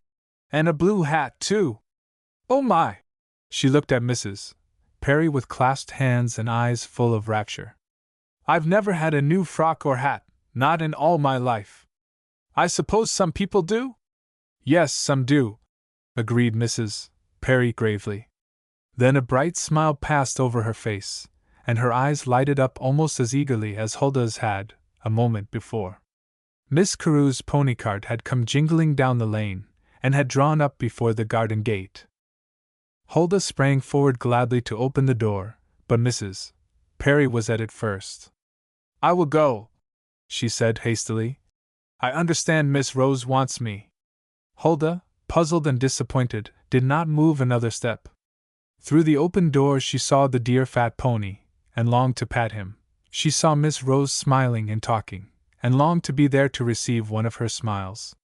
She saw her too lifting boxes and bundles out of the pony cart, and piling them in Mrs. Perry's arms. "Why can't I go out and help?" she asked herself. Everyone was out there, even Dick, and she felt forlorn and left out. Then she saw Miss Carew fasten the pony to the railings by his strap, and picking up the last of the boxes, follow Mrs. Perry up the garden. "Good morning, Brownie," she said brightly, and her voice and smile drove the left out feeling from Huldah's heart in a moment. "I am trying to pretend to be a good fairy today, but I am too big and clumsy for the part." Huldah gazed wonderingly, not understanding. "I wanted you to have some new clothes, Brownie, so I waved my wand, and here they are." "New clothes!" gasped Huldah. "For me!" She looked round, and caught sight of Mrs. Perry's face, wreathed in glad smiles. "But I never have any, miss. I was telling Mrs. Perry so as you drove up. Old ones is plenty good enough for me. I should be afraid to wear new ones, for fear of spoiling them." "Then you must learn to, little Brownie." "Oh, you have lots to learn yet. There's only one thing I am sorry for, You won't be a brownie any longer, nor yet a fairy dressed in green. And with the same she whisked the cover off the big box she had been carrying, and there lay neatly folded 3 little plain print frocks, one lavender, one pink, and one blue. Huldah cried aloud in sheer amazement. She had never seen anything so pretty in her life. Underneath the frocks were some plain holland aprons. Huldah began to fear it was all a beautiful dream, from which she would awaken presently. "Open that other box, please, Mrs. Perry," said Miss Rose briskly, and in that one was a neat sun hat, with a black ribbon bow on it, and beneath the hat were 2 little pink cotton petticoats, some calico garments, some stockings and handkerchiefs. Huldah by that time was in such a state of excitement, she could no longer exclaim, she could hardly breathe, and when the last of the parcels was opened, and disclosed a pair of good boots and a pair of slippers, the tears which had gradually been welling up in her eyes fell over, and with a sob she threw her arms round Mrs. Perry and buried her face on her breast. "Oh, it's too much, it's too much, I can't take it all. I can't do anything for anybody, and I can't pay for nothing. I haven't got any money, and you mustn't give me such a lot." "Huldah, dear," said Miss Rose softly, laying a gentle hand on the little girl's shaking shoulders. "You have what is better than money. You have a kind, willing heart, and a wise little head, and these are of more value than money, for no money can buy them, but you have given them both to us all this time, asking no return. And you know, dear, brownies are always repaid in this way. You can soon pay for these things, by taking care of Mrs. Perry, doing all you can to help her, and making her happy and comfortable. Then, with your basket making you will be able to earn enough to clothe yourself in the future, and perhaps help others as well. So don't cry, child, but turn round and smile, and let us see how nice you look in one of your new frocks." Huldah swung round eagerly, her cheeks flushed, her eyes sparkling with happiness. "Oh yes, yes, so I can. I'll be able to help by and by. Oh, Miss Rose, you are so kind to me, I don't hardly know what to say, it seems as if it can't be real. It's all too beautiful." "It isn't too beautiful, Brownie. Life can be as beautiful as any dream, even more so. It all depends upon ourselves, and what we make it for each other. Oh, I will try to make it beautiful for those who are so good to me," thought Huldah, with almost passionate determination, as she arrayed herself in some of her new clothes, and her heart beat fast and her spirits rose, as she dreamed beautiful dreams of her coming life. All this had happened the day before, and now Huldah stood in the garden in her blue print frock and holland apron, her hair well brushed and shining, her face full of sober gladness. On the line hung the old brown frock, which had been washed and spread out to dry. "Life can be as beautiful as any dream, even more beautiful. It all depends upon ourselves, and what we make of it for each other." As she stood looking away from the garden to the quiet sunny stretch of country beyond, the words echoed and re-echoed through her brain. "What we make of it for each other. Why, of course," she thought to herself. "The world is just the same, the sun and the breeze, the earth and the sky, just the same as they were when I was living with Uncle Tom and Aunt Emma. 'Tis Miss Rose and Mrs. Perry who have made it all seem so beautiful. Just fancy 2 people making such a difference. I wish, oh, I wish I could make something seem beautiful to somebody, just as they have for me." The busy hens had ceased their scratching, to gaze wonderingly at the little blue figure standing so still in the path near them. Dick sat in front of her, and stared up at her with perplexed, uneasy eyes. It was unlike his little mistress to be dressed as she was, and to be so quiet. A little whimper of distress broke from him, he could bear the silence no longer. The sound roused Huldah from her reverie. "Why, Dick, what's the matter?" she cried, throwing her arm round him, and kissing the top of his head. "Why, there's nothing to fret about now, it's all lovely. You and me have got a home, and we've got work to do, and oh, Dick, we've got to do a lot to make up for all that's been done for us, and we'll do it, won't we, old man? We'll never mind what we do, as long as it's to help somebody." Dick wriggled and wagged his tail in joyful assent, and barked loudly, to show how much he appreciated the arrangement. Mrs. Perry came to the door, looking down the garden, to see if they were there. "Huldah!" she called. "Huldah! I want you to go into the village to get some tea. We have run out, and we want some sugar too. Huldah turned and ran quickly into the house. She was quite ready to go, but in her heart of hearts she always shrank a little from going into the village. The people stared at her so, and asked all manner of questions, which she found it difficult to answer. A little girl and a dog cannot arrive in a village as though they had dropped out of the sky, without, of course, people wanting to know who they are, and where they come from, and why they came, and with whom they lived before, and with whom they are staying now, and how long they are going to stay. Mrs. Perry had adopted Huldah as her niece, but a number of people in the village did not really believe she was so, and having very little to do or think about, they were anxious to find out, and Huldah, when she did go amongst them, found it very trying. Dick did not find it trying, though. He loved a walk, no matter in what direction it lay, and questions and curiosity did not trouble him at all. He looked wistfully from Huldah to Mrs. Perry, begging with his eyes that he might be allowed to go too. Yes, take him, said Mrs. Perry. It is only 3 o'clock, and you'll be back by 4. I don't mind being alone in broad daylight like this. So Huldah, not a little pleased with her appearance in her pretty blue frock and new hat, started off, basket in hand, and Dick, very proud and pleased, trotted off beside her. It was not until she drew near the village that she began to wonder what the people would think of the change in her appearance, and a great shyness seized her, and reluctance to go on and meet their looks of surprise, and their open remarks. The feeling grew and grew with every step she took, until she had begun to wonder if she could ever bring herself to face them, when suddenly her mind was lifted off her fears by the extraordinary behavior of Dick. Growling savagely, his hair rising stiffly along his back, he was walking more and more slowly, and drawing in closer and closer to Huldah, as his habit was when he felt he must protect her. "Why, Dick!" she cried, puzzled and half alarmed. "What is it, old man? Whatever is the matter?" Then, her eyes following the direction of his, she saw, standing by a gate deep set in the hedge, 2 young men. To her they seemed harmless enough, just 2 ordinary-looking strangers, and if it had not been for Dick's behavior, she would have passed them by without a thought. But evidently they were not harmless in Dick's eyes, for his growls and snarls grew louder and more forbidding the nearer he approached.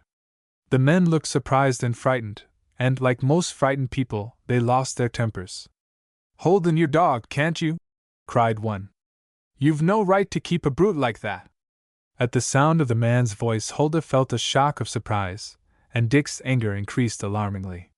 Where had she heard that voice before? She was sure it sounded familiar. Without replying, she laid her hand on Dick's collar, and held him close to her. The other man grew more threatening. "I'll go to the police, and tell 'em you've got a savage dog that ought to be shot, 'cause he isn't safe," he shouted out, furious with anger and fear. "He isn't savage, he's good-tempered," Huldah burst forth, at last. "He won't hurt anybody unless they was up to no good, and deserved it." She was very near the verge of tears, but she felt she must not break down then. "Call him good-tempered, do you? We wasn't doing anything but just standing here, and he come along ready to fly at our throats." Huldah could not deny the man's statement, nor could she explain. The men certainly seemed to be doing no harm, and Dick's behavior was very extraordinary. All she could do was to clutch his collar with all her strength, and hurry away as fast as she could go. All thoughts of the village people's looks and remarks were gone from her mind now. She was shaking with nervousness and excitement and fears for Dick, and could think of nothing else. How she did her errand she never knew, for the scare had driven almost everything else out of her head, her one idea being to hurry home as quickly as possible, and get herself and Dick into safety. The men were strangers to her, and she hoped they would never find out where she and Dick lived. All the way back until she got past the gateway she still clutched Dick by the collar, much to his surprise and annoyance, for there was much to interest him on a walk like that, and he had quite forgotten his anger and the strangers who had aroused it. When they had got safely past the dreaded gateway, Huldah's fears calmed down a little. The men had departed, and all the road ahead of them looked empty. "You may run now, Dickie," she said with a sigh of relief. "And don't go getting into any more rows, for I can't bear it."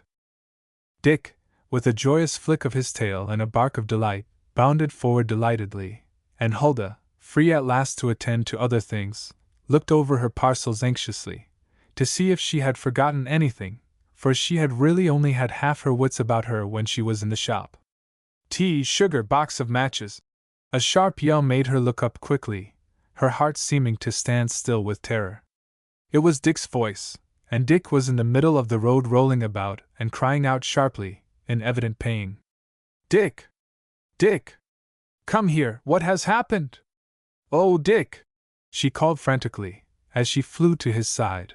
But before she could reach him, a big stone came whizzing from the hedge, and another sharp cry of pain showed that poor Dick had been struck again. Oh, Dick, Dick dear! What have they done to you? She cried, dropping on her knees in the dust beside him. The dog tried to struggle to his feet, but could not. Every movement caused him to yelp with pain. He looked up at her imploringly, and licked her hand, as she put her arm under him to raise him, and the pain and helplessness in his loving eyes made her tears overflow. What was she to do? He was too big and heavy for her to carry all the way home. She looked about her helplessly, but there was no one in sight, or likely to be at that time of the day, only those two cowards hiding behind the hedge, for it had not taken Hulda long to guess who Dick's assailants were. From time to time Dick gave a little whimper, and Hulda lifted his head upon her lap, but she was almost afraid to touch him, lest she should cause him more pain. How long, she wondered miserably, would it be before help came? Would those cowards throw more stones? It was horrible to stay there alone with that cowardly, heartless pair hidden behind the hedge, and the feeling that at any moment more stones might be hurled at Dick. To protect him, she placed herself between him and the hedge. At long last, when she had begun to wonder anxiously if night would fall and still find her there, and to think how frightened Mrs. Perry must be getting already, the sound of wheels struck on her ears, and it seemed to her the most welcome sound she had ever heard in her life. The cowards heard it too, apparently, for, "Come on, Bill!" called a low voice, in the direction of the hedge. Hulda gave a great start of surprise. Where had she heard that voice and those very words before? Why, of course, it was all plain now. That first night at the cottage, the barn, the fowlrobbers, it all came back to her with a rush. No wonder Dick had been angry when he saw them again, and she, in her stupidity, had blamed him for showing temper. Dear, clever, wise, brave Dick! He, too, recognized the voice now, and growled again with all his former spirit. Hulda's indignation rose beyond control. "Oh, you cowards!" she called out in a shrill, angry voice. "I know you now. You came robbing a hen roost, and the dog drove you off. You ran away from him, but he bit your legs. No wonder he growled when he saw you again. He knew what you were. I wish now I hadn't held him in. I wish I'd let him go at you, then perhaps it would have been you lying in the road howling, not him. Oh, you thieves and cowards!" Her voice rang out clear and loud, but how much the men heard no one will ever know. Probably they did not stay to hear much, for the last thing they wanted was to meet people, or to run any risk of being seen. The wheels drew nearer, then the vicarage pony carriage came round the bend. For one moment Miss Carew stared bewildered at the group in the middle of the road, the little blue-clad girl, the yellow dog, and the basket of groceries all on the ground in the dust together. Then she saw that something was wrong, and sprang out quickly to their assistance. "Why, Brownie! What has happened?" she cried, alarmed. "Dick, oh, poor old doggy, whatever have you been doing?" Well, she might ask, for poor Dick was covered with dust. He had a lump on his head, and a cut on his shoulder, and he could not help whining, as he made another effort to rise to greet her. Then, amid sobs and tears, Hulda told her story, and Dick meanwhile looked up at her, a little protecting whimper escaping him from time to time. Now that the strain was over, and relief had come, Hulda broke down completely for a time. She was trembling in every limb, and was white to the lips. Miss Rose saw that the best thing for them both was to get them home as quickly as possible. Half lifting Hulda, she helped her into the carriage. Then she put Dick in across her lap, and her basket at her feet, and finally got in herself. "Now then," she said cheeringly, "we shall soon be home, and Dick shall have his bruises bathed and his poor leg bound up.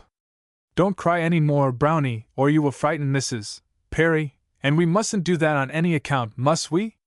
Dick is going to be very brave, he always is, and you are going to be as plucky as Dick. See there, he is better already.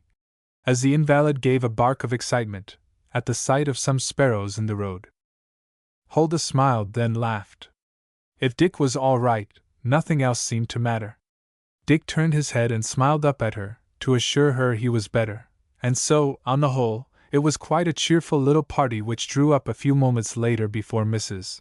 Perry's gate. Chapter 6. Huldah Goes Shopping. Though she made light of it to Mrs. Perry, the fright she had received kept Huldah in a very nervous state for many a day to come.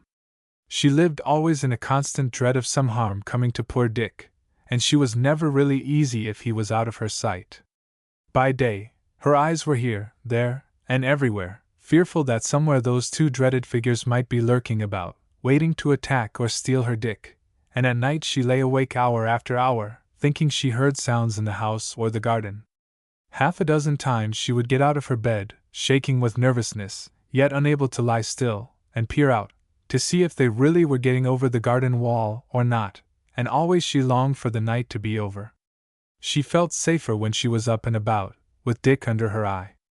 Miss Carew grew quite troubled about her, about them both, in fact, for Huldah's nervousness, though she tried to keep it to herself, could scarcely be concealed from Mrs. Perry. Something must be done to distract the child's mind, she felt, but what? And then, as though to solve the difficulty for her, came an order for half a dozen of Huldah's pretty baskets. No other cure she could have found would have been half so good. Huldah's spirits went up to a pitch of delight such as she had never known before. She was full of gratitude and of eagerness to begin, and if Miss Rose had not been able to drive her into Bournemouth that very day to buy the raffia, there was, as Miss Rose said, no knowing what might have happened. Huldah liked the work, and she had done so little lately that the thought of going back to it was a pleasure in itself, but best of all was the thought of what she would do with the money when she got it. That thought kept her in one thrill of joy. She was to have 18p each for the baskets. 9 whole shillings. It seemed to Huldah a perfect fortune, and she would spend the whole of it on Mrs. Perry. She would get her in a store of coal, in readiness for the winter, then they would be able to have good fires, and not have to be counting the cost all the time. That was the first decision. After a time, though, that seemed rather an uninteresting purchase. All her money would be gone at once, and almost before she had realized that she had got it. She next decided to get a large piece of bacon, 2 sacks of coal, and a sack of corn for the fowls, but this plan was changed again for others. Every day Huldah thought out some new and delightful purchases, and what she would have bought finally nobody knows, for Miss Rose and Mrs. Perry put an end to all her schemes, by insisting that the money was to be spent on herself. She was to buy a new winter coat for herself, they decided, and Huldah had to give in. She was bitterly disappointed at first. It had never entered her head to spend her money on anyone but Mrs. Perry, it was for her only that she had wanted it.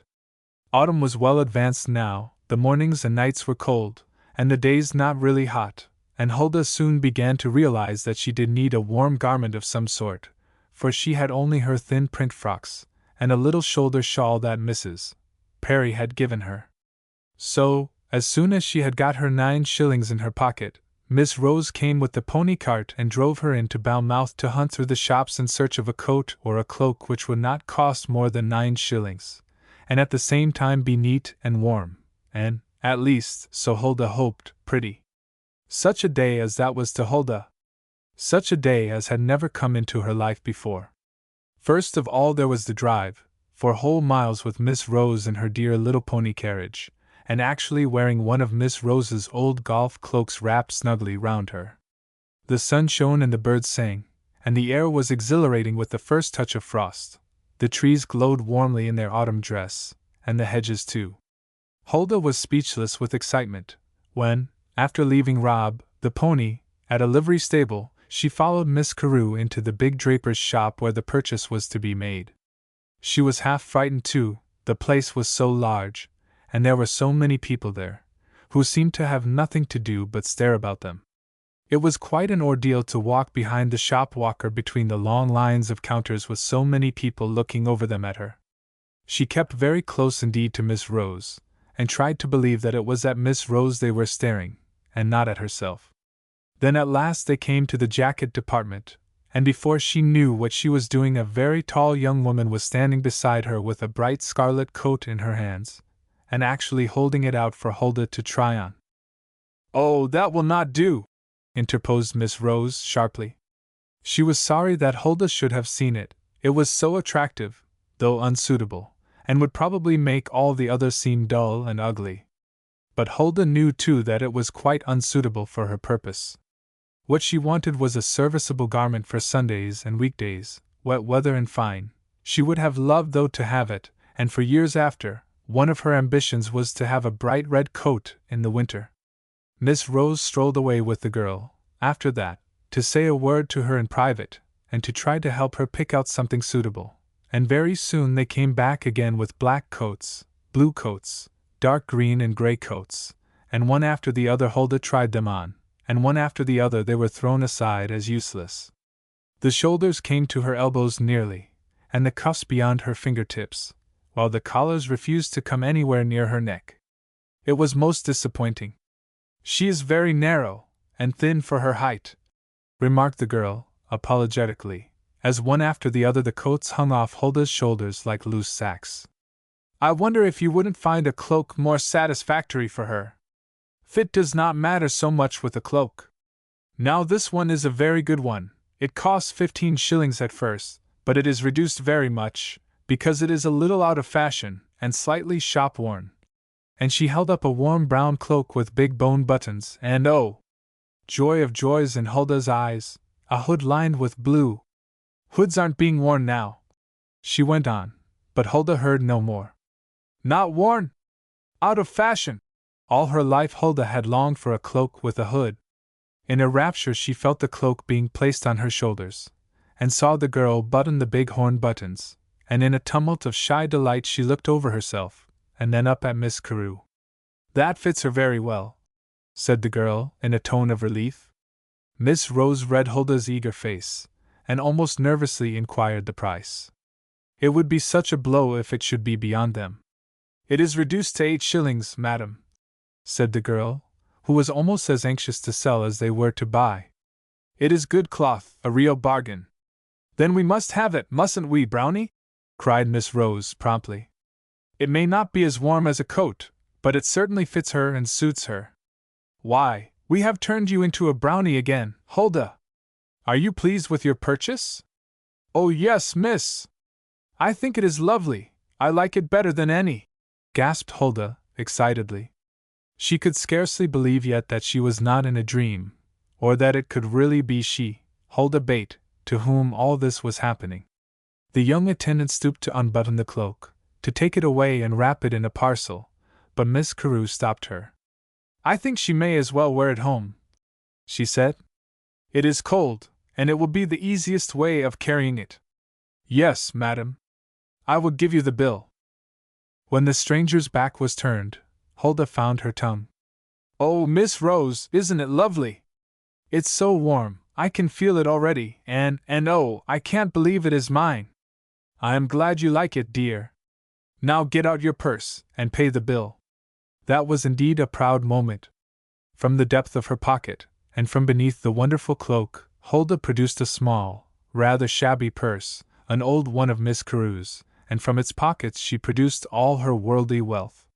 Her fingers trembled so, she could scarcely separate the coins, but at last it was all managed, and still in a maze of delight she found herself walking out of the shop behind Miss Carew, clutching her thin little purse, in which reposed 1 solitary shilling, and proudly wearing her own purchase. To have walked out in it between that double fire of staring eyes would have been an ordeal she could scarcely have endured, if it had not been that her thoughts were more occupied with her shilling than with herself, for with it she was going to buy something to take home to Mrs. Perry, and what that something was to be was a matter for grave consideration. However, with Miss Rose's help, the money was at last laid out on some tea and some biscuits, and greatest treat of all, a smoked haddock, to make a feast for the tea which was to crown the end of that glorious afternoon. The tea and the fish and some of the biscuits were for Mrs. Perry, and some of the biscuits were for Dick, as his share of the rejoicing, but for Miss Rose Huldah had nothing, and that was the one cloud on that happy, wonderful day. It was rather a big cloud, too, for she did long to do something for her, to show how grateful she was, and the thought of it kept her very quiet and grave for a part of the drive home. "Are you tired, Brownie?" asked Miss Rose, presently, noticing her silence. Huldah looked up with grateful, happy eyes. "Oh no, miss. I am too happy to be tired. And it's lovely to feel the warmth of my cloak coming into my shoulders. I think it is so beautiful. Do you like it, miss?" "Very much indeed, and I like to have our Brownie in brown again. It seems just right." Huldah laughed happily. "I wish," she began, then stopped, as a sudden idea flashed on her mind. Why, of course, she could be a real Brownie, and by getting up very early she could, without anyone's knowing anything about it, make one of her prettiest and nicest baskets for Miss Rose. Her spirits went up, and up with pleasure at the thought. All her gravity left her, and when at last they drew up before the cottage in Woodend Lane, her face was one big radiant smile. Mrs. Perry was at the door as soon as they had reached the gate. "Oh my!" she exclaimed, throwing up her hands with pleasure and surprise at the sight of Huldah walking up the path actually wearing her new purchase. "Oh my, how nice we do look! Now, I do call that just perfect!" The child's face was glowing with health and happiness. Her eyes were beaming with affection, and eager for sympathy. Could she possibly be the little ill-used, runaway waif who had come to her door starving, only so short a time ago? Mrs. Perry asked herself the question as she looked at her, and in her heart thanked God for sending her this blessing, this chance to help another, and for staying her tongue when she had felt tempted to bid her begone. Across her mind too flashed the thought of what might have happened to Huldah, if she had turned her away that night. Would it have been to the workhouse, or the jail she would have drifted, this bonny, healthy, smiling child? But her mind was drawn back to healthier thoughts by Huldah's little brown work-worn hands. "Don't you like it, ma'am?" she was asking, troubled by the gravity on Mrs. Perry's face. "Like it?" she cried, coming back to the present with glad relief. "I should think I did, and you in it too, dear!" And for the first time in her life she stooped and kissed the little maiden, and Huldah returned the kiss with all the warmth of her affectionate heart welling up to her lips.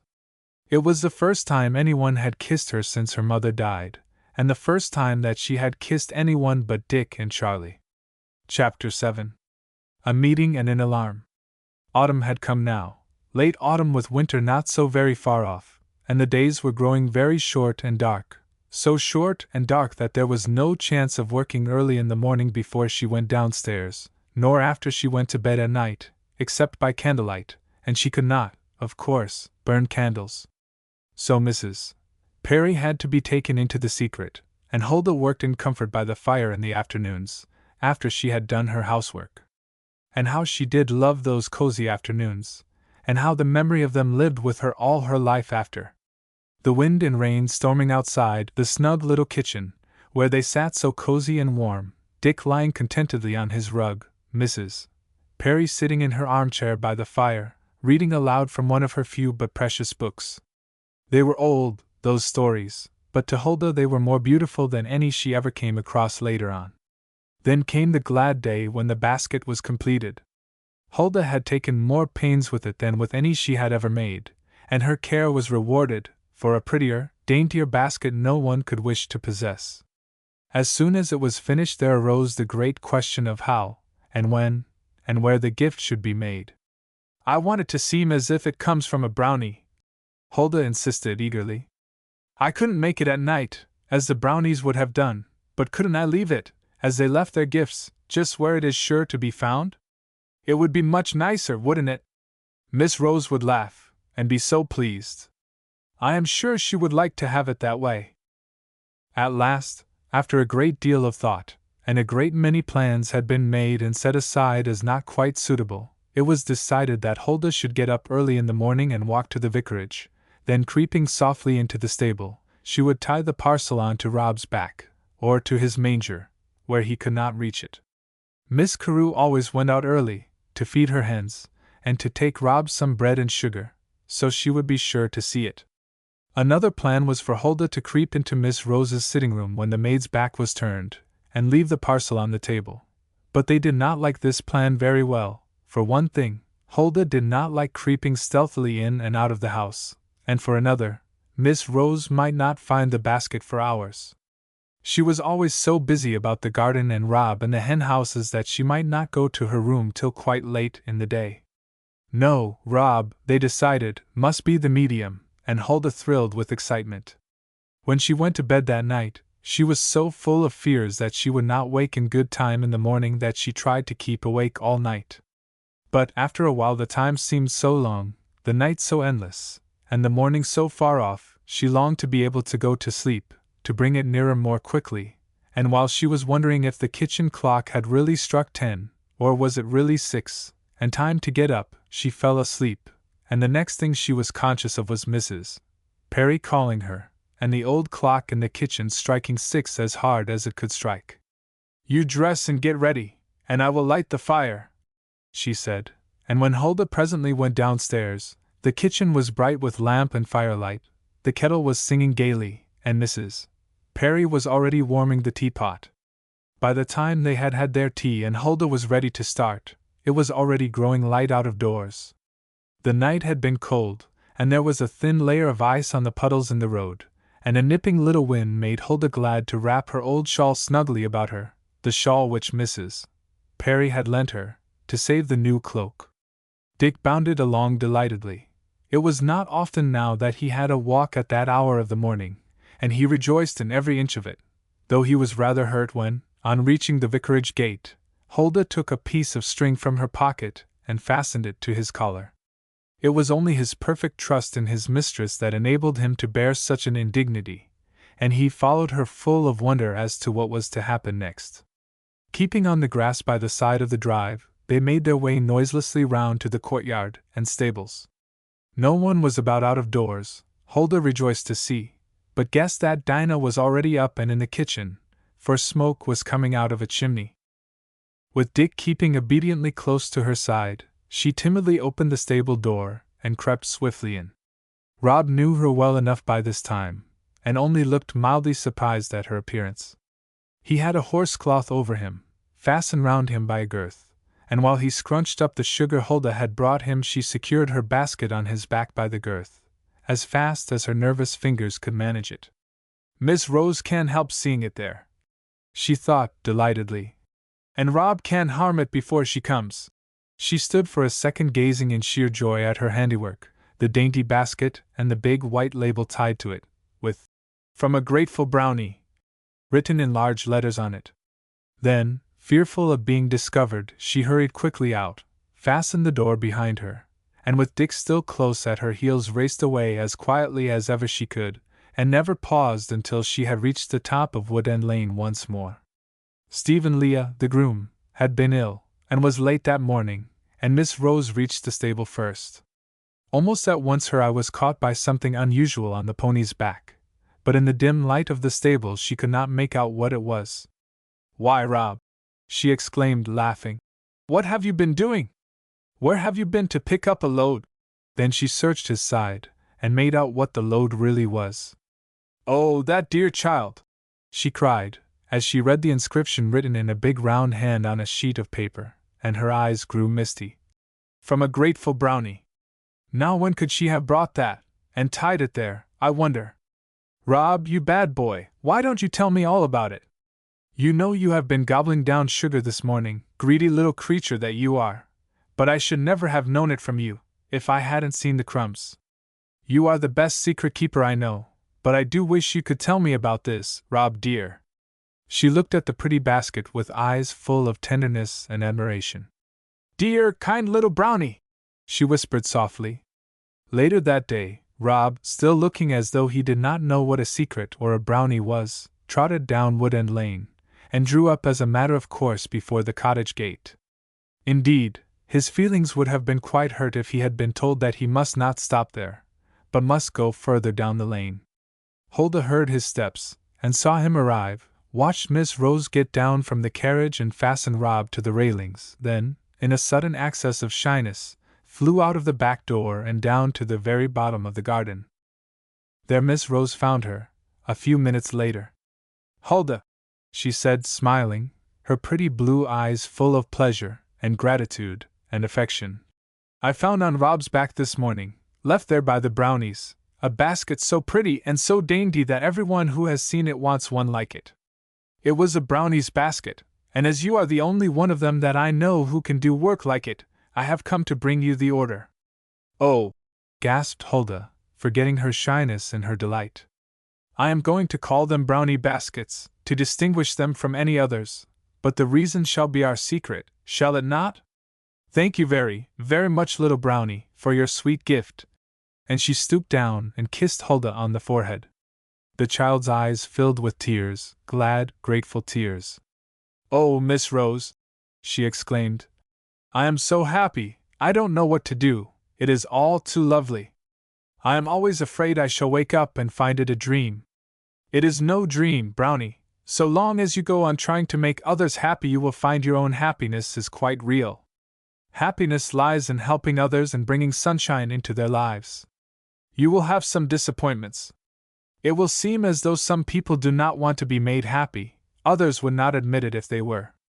Such people need a lot of patience shown them, but you must go on trying. There is always something to be done for someone.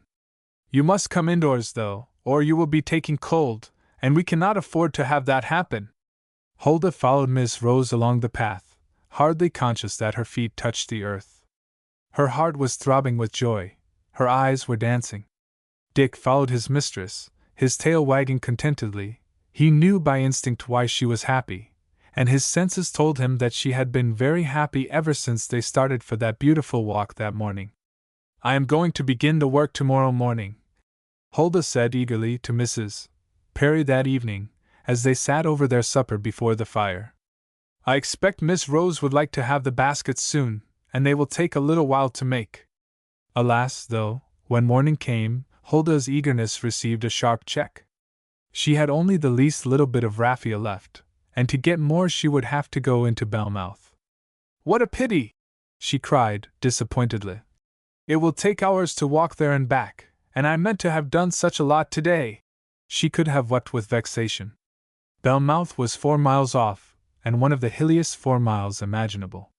But it was not this that daunted her, it was the length of time that she would be kept from her work.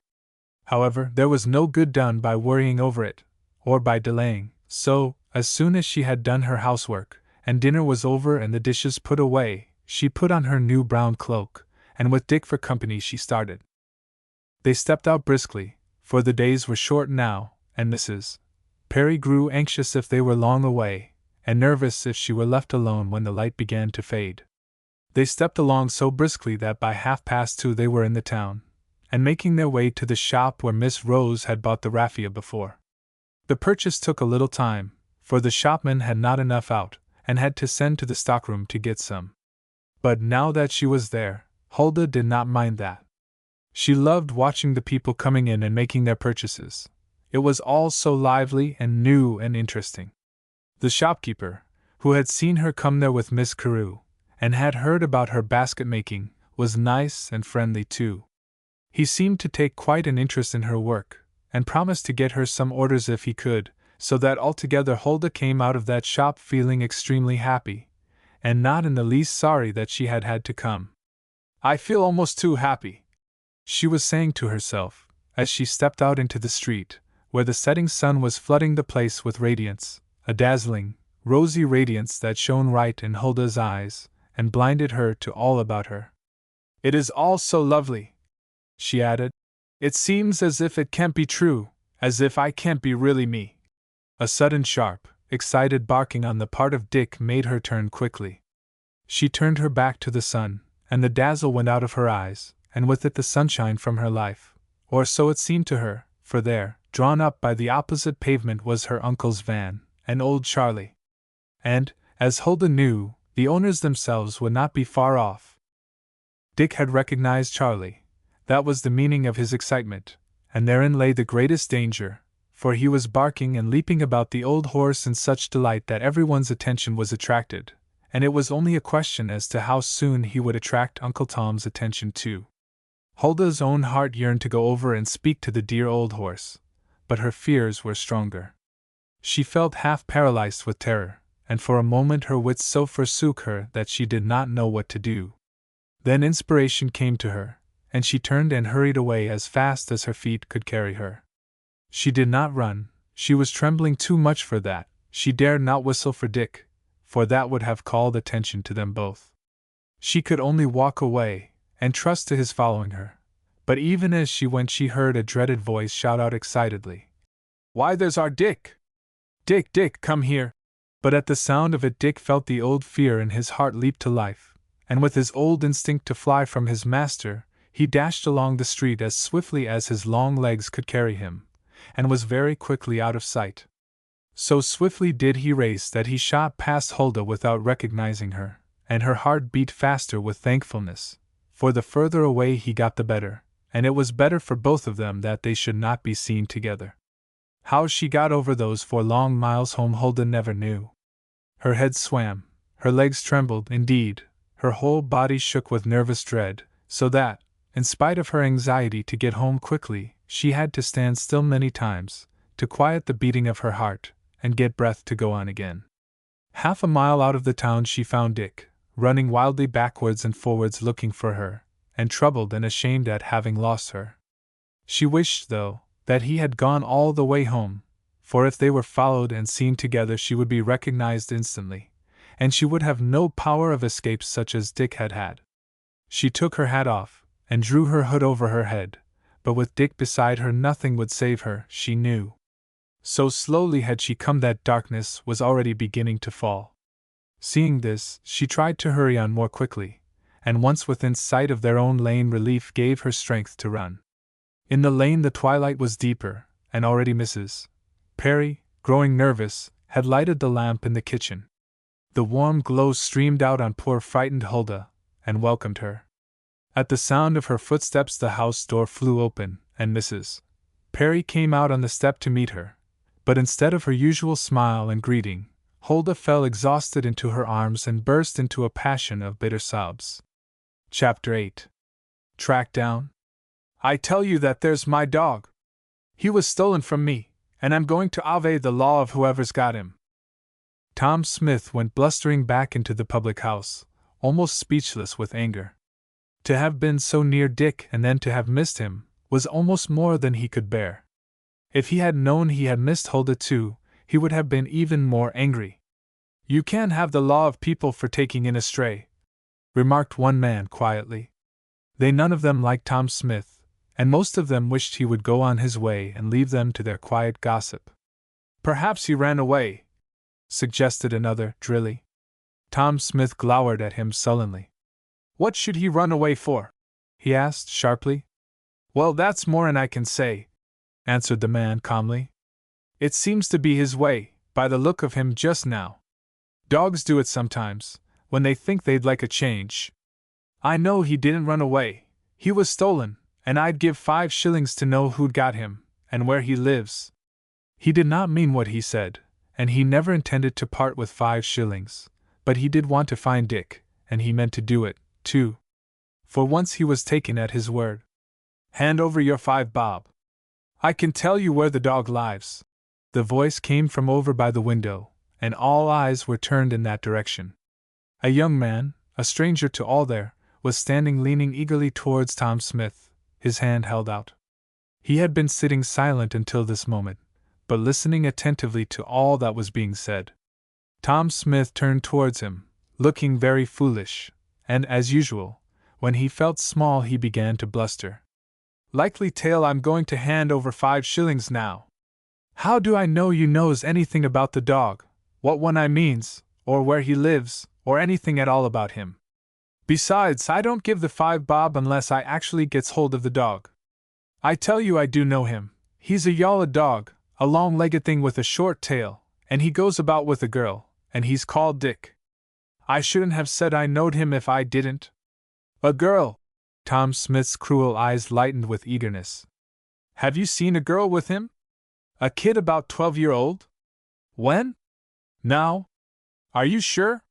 Why, 'twas she that stole him. What should a child of that age want to steal a dog for? Asked one of the other men. Better ask her, if you want to know, retorted the other rudely. I'll give another shilling if you can help me lay my hands on the both of them. Right you are, agreed Bob, promptly, and without a single qualm of conscience. We'd better start. 'Tis about 4 miles from here they live, and it'll be dark soon. Ugh! Tom Smith looked vexed. He was a lazy man, and he did not relish the prospect of a 4 miles tramp. I've got to wait for my old woman to come back, he muttered. Emma Smith was going round the town with a big basket of tins and brushes and things, trying to sell some, while he hung about the public house, enjoying himself doing nothing. Her round was a long one, and few people seemed tempted to buy of such a slovenly, disagreeable-looking woman, one who grew rude too, if people did not want any of her goods. So it was that Huldah had got safely home without being overtaken, and once within that cozy kitchen felt herself safe from all danger. She little dreamed that at that moment the 3 persons she feared most in the world were starting out from Belmouth in search of her. Poor Huldah! It was 6 o'clock and quite dark by the time the trio, and Charlie in the van, reached Wood End, and many a time before they got there Bob Thorpe would have thrown up the job, if he had not wanted the money so badly. For the whole of the 4 miles Tom Smith grumbled, bullied his wife, beat Charlie, and snapped and snarled at everyone and everything. I don't wonder at anybody's running away from you, remarked Bob at last, losing all patience. If I was your wife I'd do the same. Whereupon Tom snarled again with rage.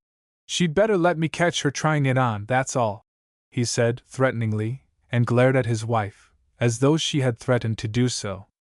A little way beyond the village they drew up, and without troubling to ask anyone's leave Tom drove the van into a field, where they had no possible right to be, and poor tired Charlie and his tired mistress were left to themselves for, at any rate, a few minutes' peace.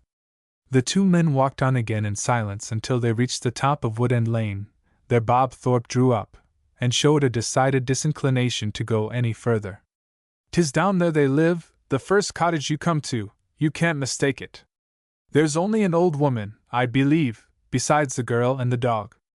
I'd better keep away, 'cause they knows me, leastways the girl does, and the dog. If you'll hand over that 6 bob now, I'll be getting home. I've got a good step to go yet." Tom Smith agreed almost pleasantly. "Right you are," he said, diving his hand into an inside pocket. "And thank ye, I'll manage the rest, and I'd better manage it alone. I don't want to draw my friends into any trouble over it, leastways not those that have done me a good turn." He fumbled for some time over the counting out of the money, but when at last he had put it into Bob's hand, the latter turned abruptly away, and with only a brief good night plunged hurriedly down the dark lane. "Good night," said Bob, "and thank ye. 3 florins, isn't it?" But Tom Smith was out of sight, and Bob was glad to hurry away too, as fast as his legs could take him.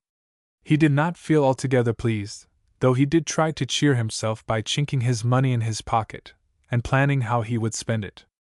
All the way he went he seemed to see again Huldah's pained, sorrowful face, as she knelt in the road beside her dog, and tried to shelter him with her own body. How she must love the ugly yellow creature, and how he loved her! And how they would feel it, if they were parted. What a life they'd lead, if they had to go back to the van and that ill-tempered, grumbling pair. "I couldn't wish anybody any worse harm than to have to live with that fellow," he muttered to himself. "'Tis a poor lookout for 'em, poor toads." The thought of Huldah, and the desire not to be mixed up in the affair, sent him home and to bed, to be out of the way. So he went to sleep, and tried to forget what he had done, and his 3 florins remained untouched in his pocket until morning. In the meantime Tom Smith had made his way stealthily down the lane until he reached the little cottage. At the gate he stopped, and peering about him, listened for a time, while he tried to plan what his first move should be. Should he be civil and friendly, or should he just go in and frighten them all? As he stood there debating he looked like some mean beast of prey, waiting to spring on his victim. A cheerful light shone out of one of the little windows, and in the stillness of the night the sound of voices reached him. one he recognized at once as Hulda's. A savory smell of cooking was wafted out to him, and roused him to greater anger. That little hussy is selling of her baskets, I'll be bound, and she and the old woman live on the fat of the land with the money that they bring. My baskets, I calls them. It's sheer thieving. A fine old yarn she'll have told, too, and a nice character she'll have give me, ugh, the little. A ripple of laughter sounded through the silence. To him it seemed as though Hulda were mocking him. Hesitating no longer, he strode up the path and knocked heavily on the door. Instantly the voices and the laughter ceased. There was a spring at the door and a growl. Dick had scented the enemy. Then after a moment's pause a voice asked timidly, "Who is there?" Tom Smith heard the alarm in the voice, and rejoiced. It gave him the greatest pleasure always to know that he inspired fear in anyone. "Open the door. It's me, Tom Smith, and I've come after that dog of mine that you've stole." No answer came, nor was the door opened. "Open the door, I say, or I'll fetch the police for you. Pack of thieves that you are." The threat of the police would have made Hulda smile, if she had not been in such a state of terror for herself, and even more so for Dick. She knew that her uncle would not go within a mile of a policeman if he could help it. Indeed, she longed and prayed for a policeman to come along then, that she might appeal to him for protection. Unfortunately for them, though, not even a bolt stood between them and their enemy, and before Hulda could step forward to shoot it, or turn the key, the latch was raised, and Tom Smith was in the kitchen. With one well-aimed kick he sent Dick into the furthest corner, and with equally sure aim he seized Hulda by the wrist. "Now you come along with me, and no nonsense, do you hear? A fine dance you've led me and your poor aunt. You deserves a good hiding, both of ye, and I ain't sure but what you'll get it yet." "Let her alone," gasped Mrs. Perry. "Let her go, she isn't yours. You've no right to her." Her face was gray-white, her heart seemed to have stopped beating, and she could hardly speak. Tom Smith took no notice of her whatever. He was not going to waste time in arguing. Bullying was more in his line. "Now then, come along. If you makes any noise, I'll turn the police on the old lady there, for harboring thieves and receiving stolen property. Stop it now!" as Hulda wrenched herself away. "Perhaps that'll teach you." And he caught her a heavy blow on the ear. Mrs. Perry screamed. "Don't hurt her. Oh, don't do them any harm," she pleaded. "Promise not to beat them." It seemed to her impossible to resist him. They were helpless there, those two alone. Hulda and Dick must go. Hulda's heart sank with overwhelming sorrow. Was she really to be given up? Was she to leave her new home, her new happiness, her work, Mrs. Perry, Miss Rose, all to go back to the old torture? Oh no, it could not be. She could never bear it. Mrs. Perry spoke as if she would have to, but what would she herself do there alone? She would be almost frightened to death. Poor Hulda grew frantic. "I am not going. I can't go, and Miss Rose said you can't make me. I am not yours. Oh, Miss Rose, do come and save us." With a little whimper of pain, Dick crawled out of his corner and came towards her. He seemed to realize that his little mistress was in danger, and he meant to stand by her. "Shut up your noise!"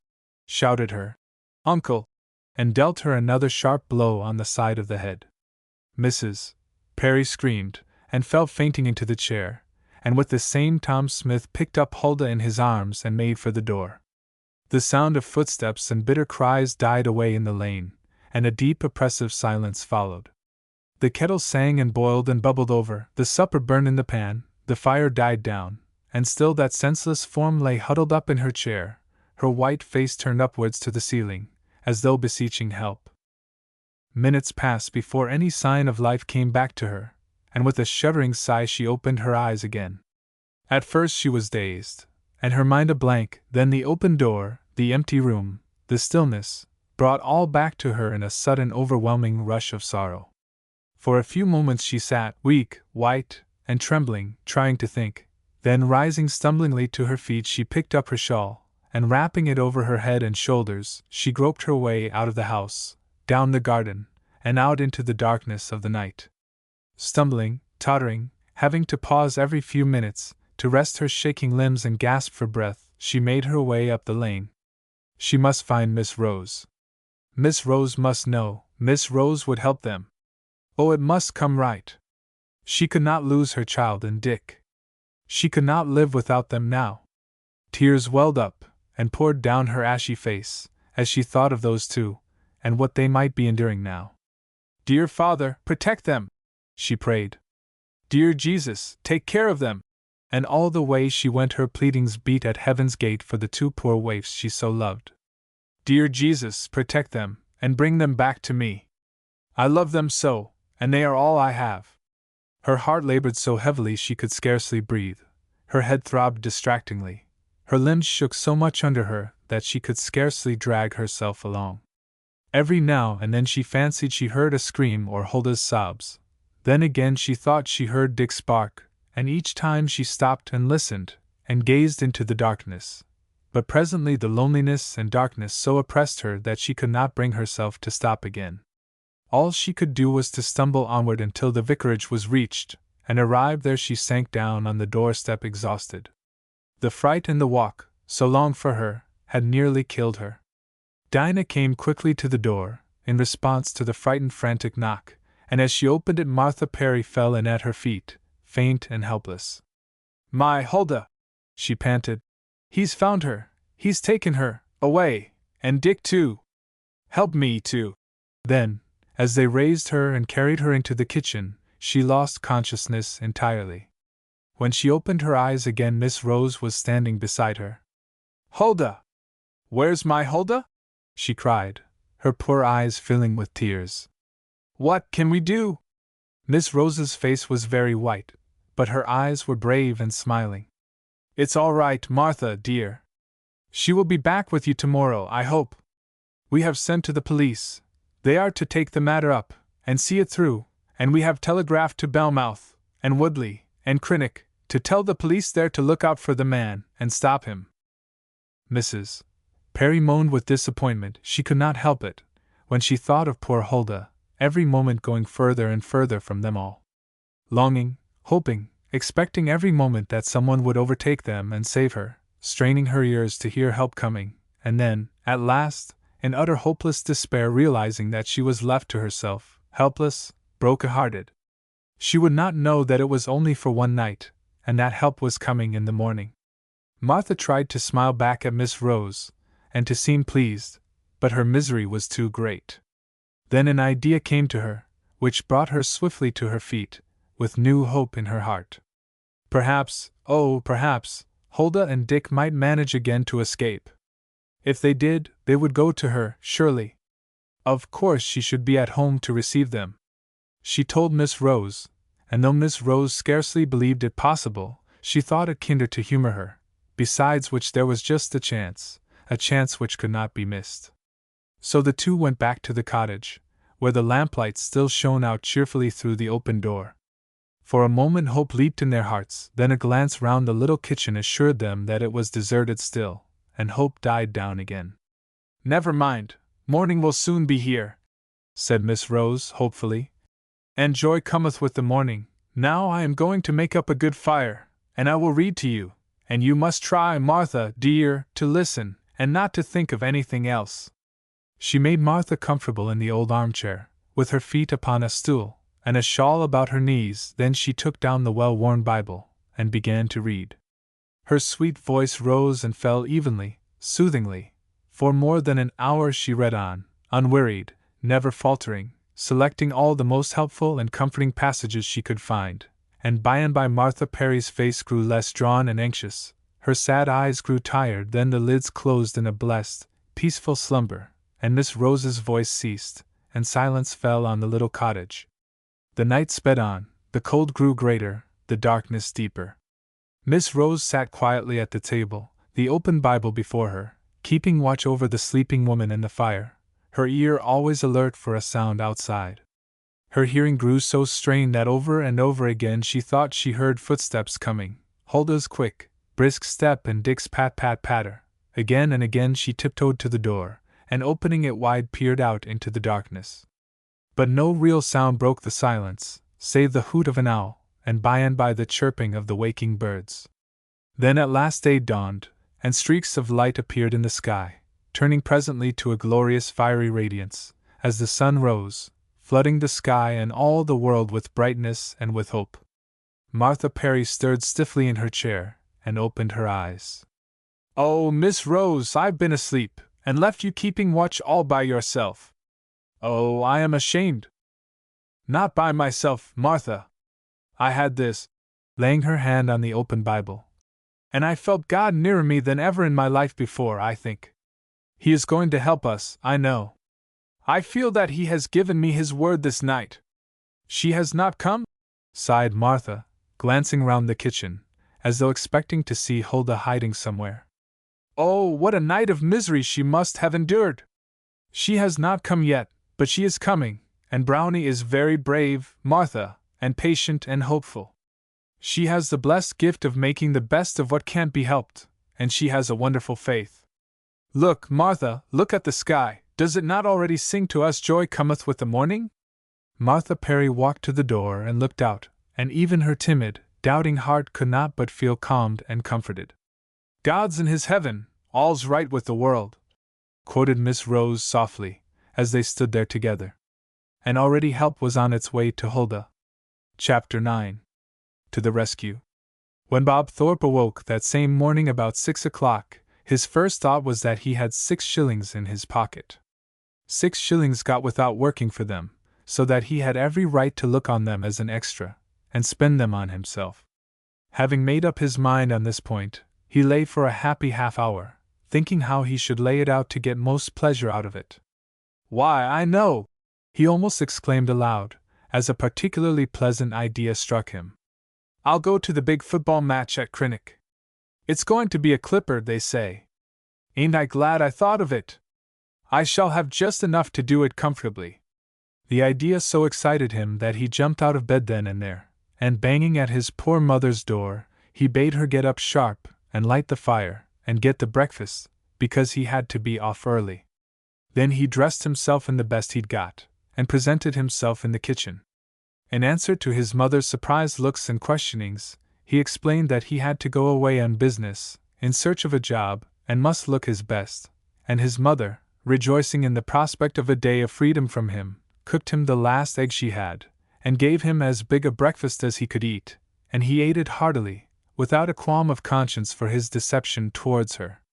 At the railway station he met quite a crowd, all going in the same direction as himself. Neither the darkness nor the cold could affect their energy or spirits, and Bob's spirits rose too, as he followed the stream of travelers into the little gaslit booking office for his ticket. "Third return, Crinic," he said loudly, tossing a shining new florin on to the counter. At the sound of it the booking clerk half hesitated in stamping the ticket he held in his hand, glanced sharply at the florin, and hurriedly picking it up, scanned it closely. "Bad un," he said shortly, handing it back to Bob. "9d, please." Then, seeing the look of blank dismay on Bob's face, he added, "Been had?" Bob's cheeks were white, and his hand shaking, as he dived in his pocket for the other 2 florins, the only money he possessed in the world. He saw himself tricked, cheated out of a day's pleasure, made to look small in everyone's eyes. He turned out the 2 other florins upon the counter, and at the first ring of them on the wood he knew the truth, and his passion blazed out fiercely against the man who had fooled him under cover of the darkness. "I'll have the law of him," he stammered, almost speechless with anger. "I know where he is, or pretty near, and I'll set the police on him, I will. Why, I might have been had up myself for trying to pass bad money. Oh, I'll make him sorry he ever tried his games on me, I will." Back through the waiting crowd Bob elbowed his way, in search of a policeman. His disappointment about the football match was swallowed up in his longing for revenge. "Look here, Bobby," he said, going up to the constable who was standing on the platform to see the crowd off peacefully. "Look at this," thrusting the coins under his very nose. "Bad money, that's what 'tis, passed off on me last night. But I know who done it, and where he is, leastways where he was last night, and he can't have got so very far. He's Tom Smith, the hawker, and he'd got his van in a field nigh upon the top of Woodend Lane last night, Put it there without a with your leave or a by your leave. Trespassing, that's what he was, and that's another thing you can have him up for. He was there to kidnap a child and a dog what he said was his. But I'll bet they wasn't, and that's another thing against him. Of course he'd move on as soon as he'd got the kid, but he can't have got so very far with that old horse of his. He looked as if he'd drop dead if he was made to go another mile. The policeman stayed to see the train depart with the crowd safely packed inside it, then turned away with Bob. He was as anxious as Bob himself to follow up the case. Policemen did not get much chance in little country places, and promotion came slowly. What was he giving you 6 shillings for?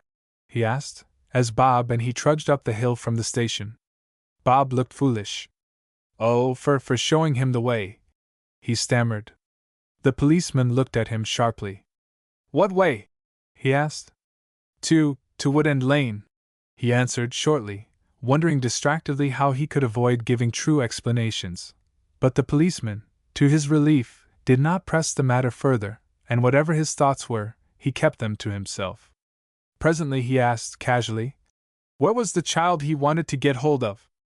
In Woodend Lane? Yes, I mean I dunno. I don't know nothing about it. I only asked 'cause we've had word to keep a lookout for a man, probably with a caravan, who has stolen a child and a dog from Wood. Why, look, what's that over there? Interrupted Bob, in sudden excitement. That over there was a shabby brown caravan, hung about with tins and brushes, standing beneath a high hedge in a corner of a distant field. From the road beneath it, it would not be visible to any passer-by, but looking across country as they were, the glitter of the tins flashing in the rays of the morning sun caught the eye, and discovered the van in its hiding place. Here goes! Cried the policeman, excitedly. A chap don't get a chance like this every day. Come along, young fellow, and don't make a noise. Avoiding every possible risk of being observed approaching, Bob Thorpe, led by the constable, made his way to the field where the caravan stood.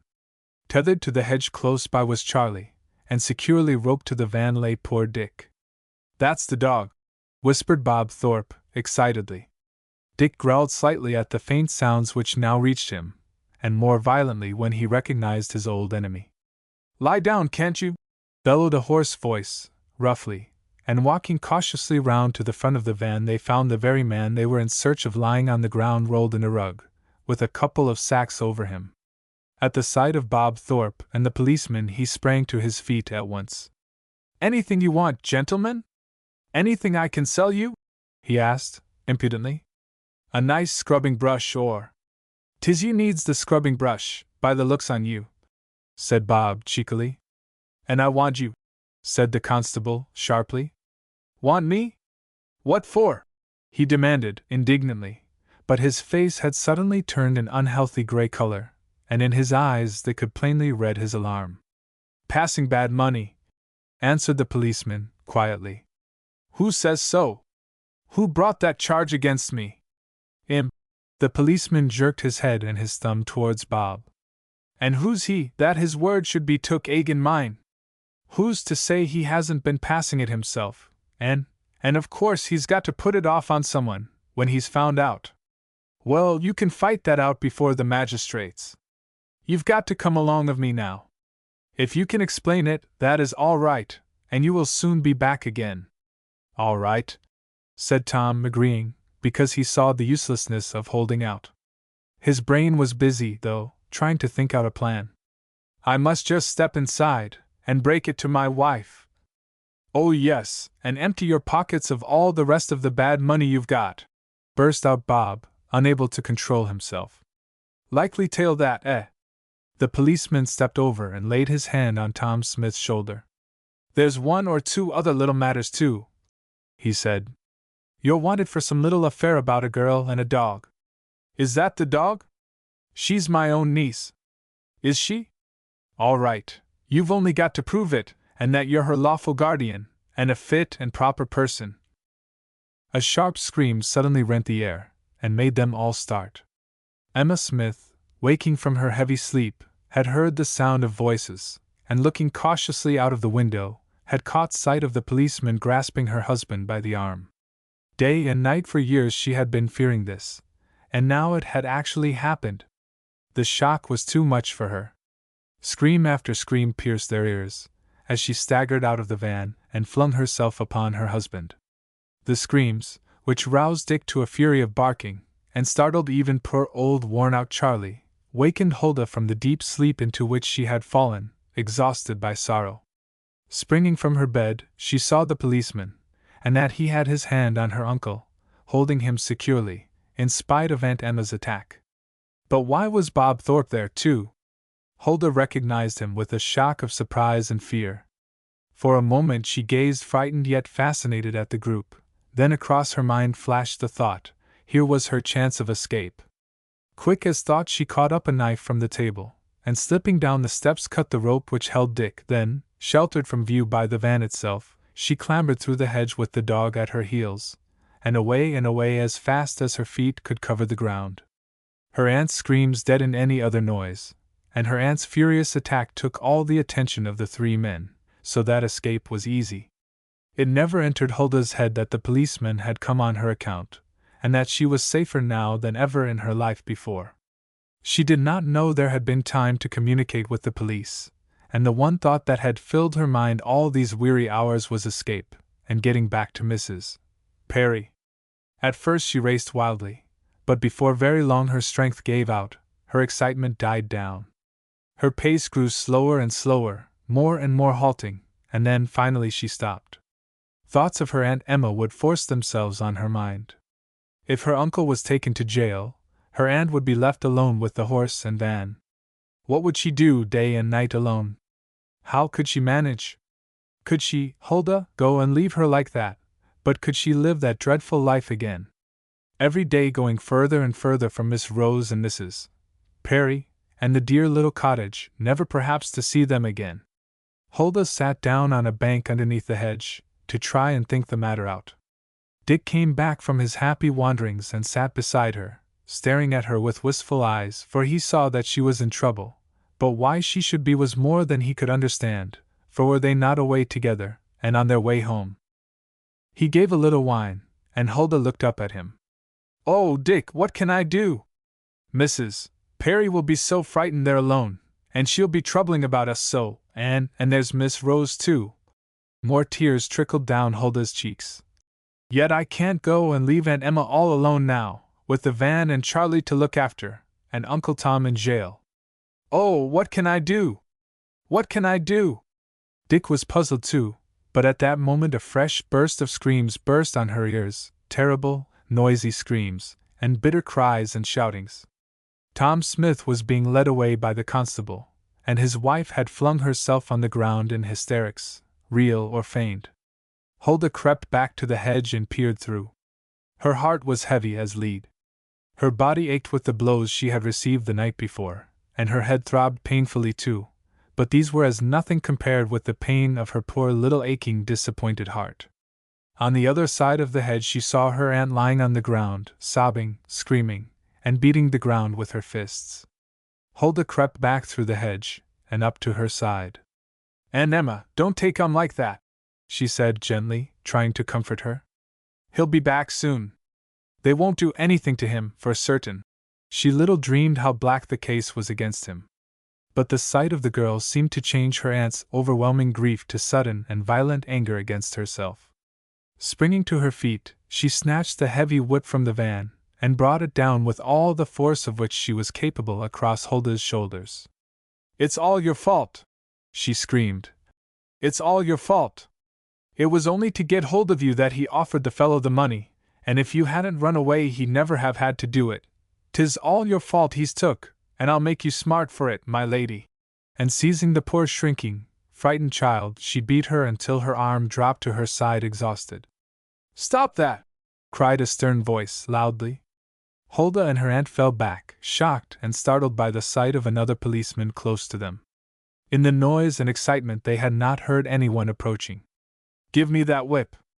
Huldah gave one terrified glance at the man in blue, and fell fainting at his feet. Emma Smith handed over the whip meekly enough. She was thoroughly scared now, for she never doubted that Huldah was dead, and that the policeman would declare that she had killed the child. In her terror for herself, Her anxiety about her husband was forgotten. She began to wail and sob and beg forgiveness. She threw herself on the ground, calling loudly to Huldah to open her eyes and get up. She tried coaxings and all sorts of promises, but the policeman only thrust her aside. "Go and get some cold water," he said sternly. She crept away meekly, and presently brought back a little drop in a broth basin. "That's all there is," she said apologetically. It was very little, but with it the big man bathed the child's face and hands, and dabbed her lips and her brow. "Go and get a blanket," he ordered. "She oughtn't to be lying on the cold wet ground so long. She doesn't seem to be coming round." He felt Huldah's pulse, and laid his hand over her heart. "It is beating," he muttered, in a tone of relief. Then he lifted her on to the blanket, and wrapped her in it, then bathed her brow again, until presently a faint quiver of the body and a fluttering sigh showed that consciousness was returning.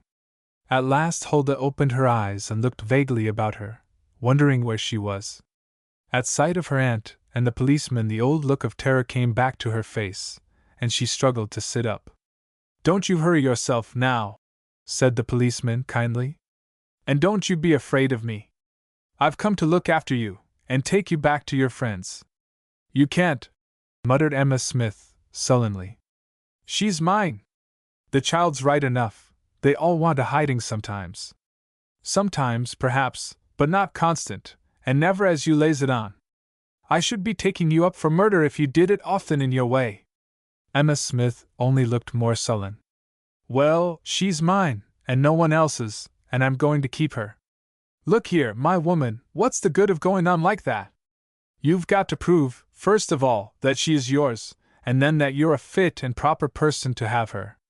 In the meantime I've got my orders to fetch her away, and if you want her you can apply to the magistrates, and prove to them all that you've been saying. Now then, where's her bonnet and shawl?" "She hasn't got any," sulkily. "Then you've got to provide her with some. Hurry up, but first of all, has she had anything to eat or drink today?" "No, nor won't have." "I haven't got anything for myself." "That seems unlucky, but if you'll come along with me you shall have a good cup of tea and a bit of breakfast. Now then, missy, are you ready?" Huldah had sat speechless all this time. She felt giddy and ill, and quite worn out.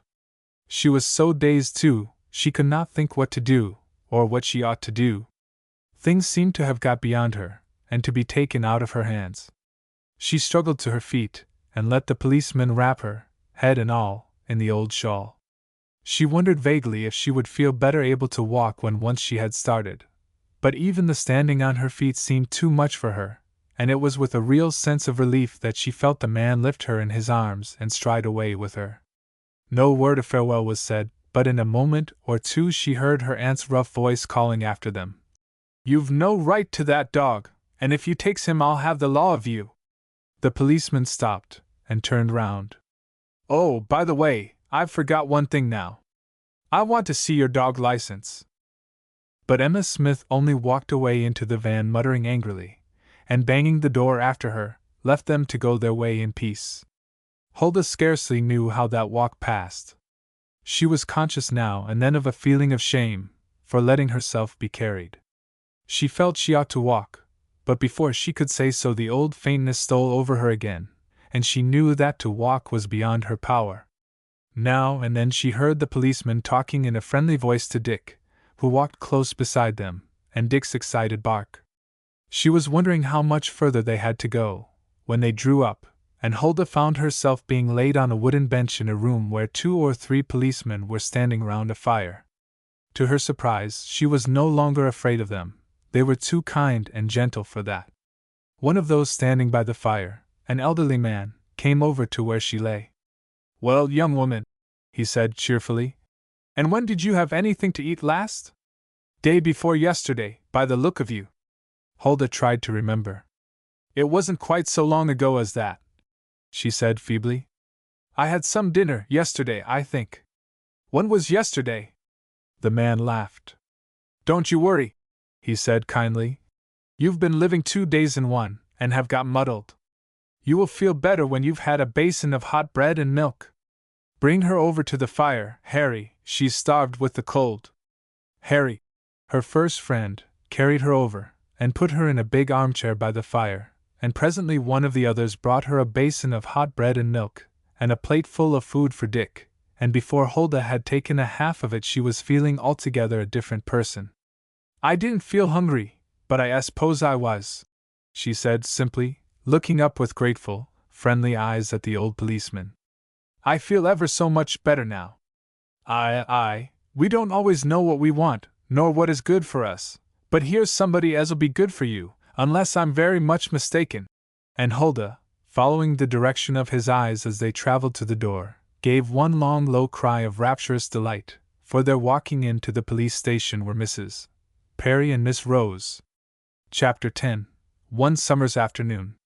Huldah was home again, and Dick too, and more free and happy than they had ever been in their lives before, for, from Huldah, at any rate, there was lifted the great dread of being traced by her uncle and taken back, a dread which had in the old days lain always like a shadow on her life. Now, the worst had happened, and was over, for the law had declared that neither Tom Smith nor Emma, his wife, had the slightest claim to her, not being related at all. Nor were they fit and proper persons to have the charge of any child.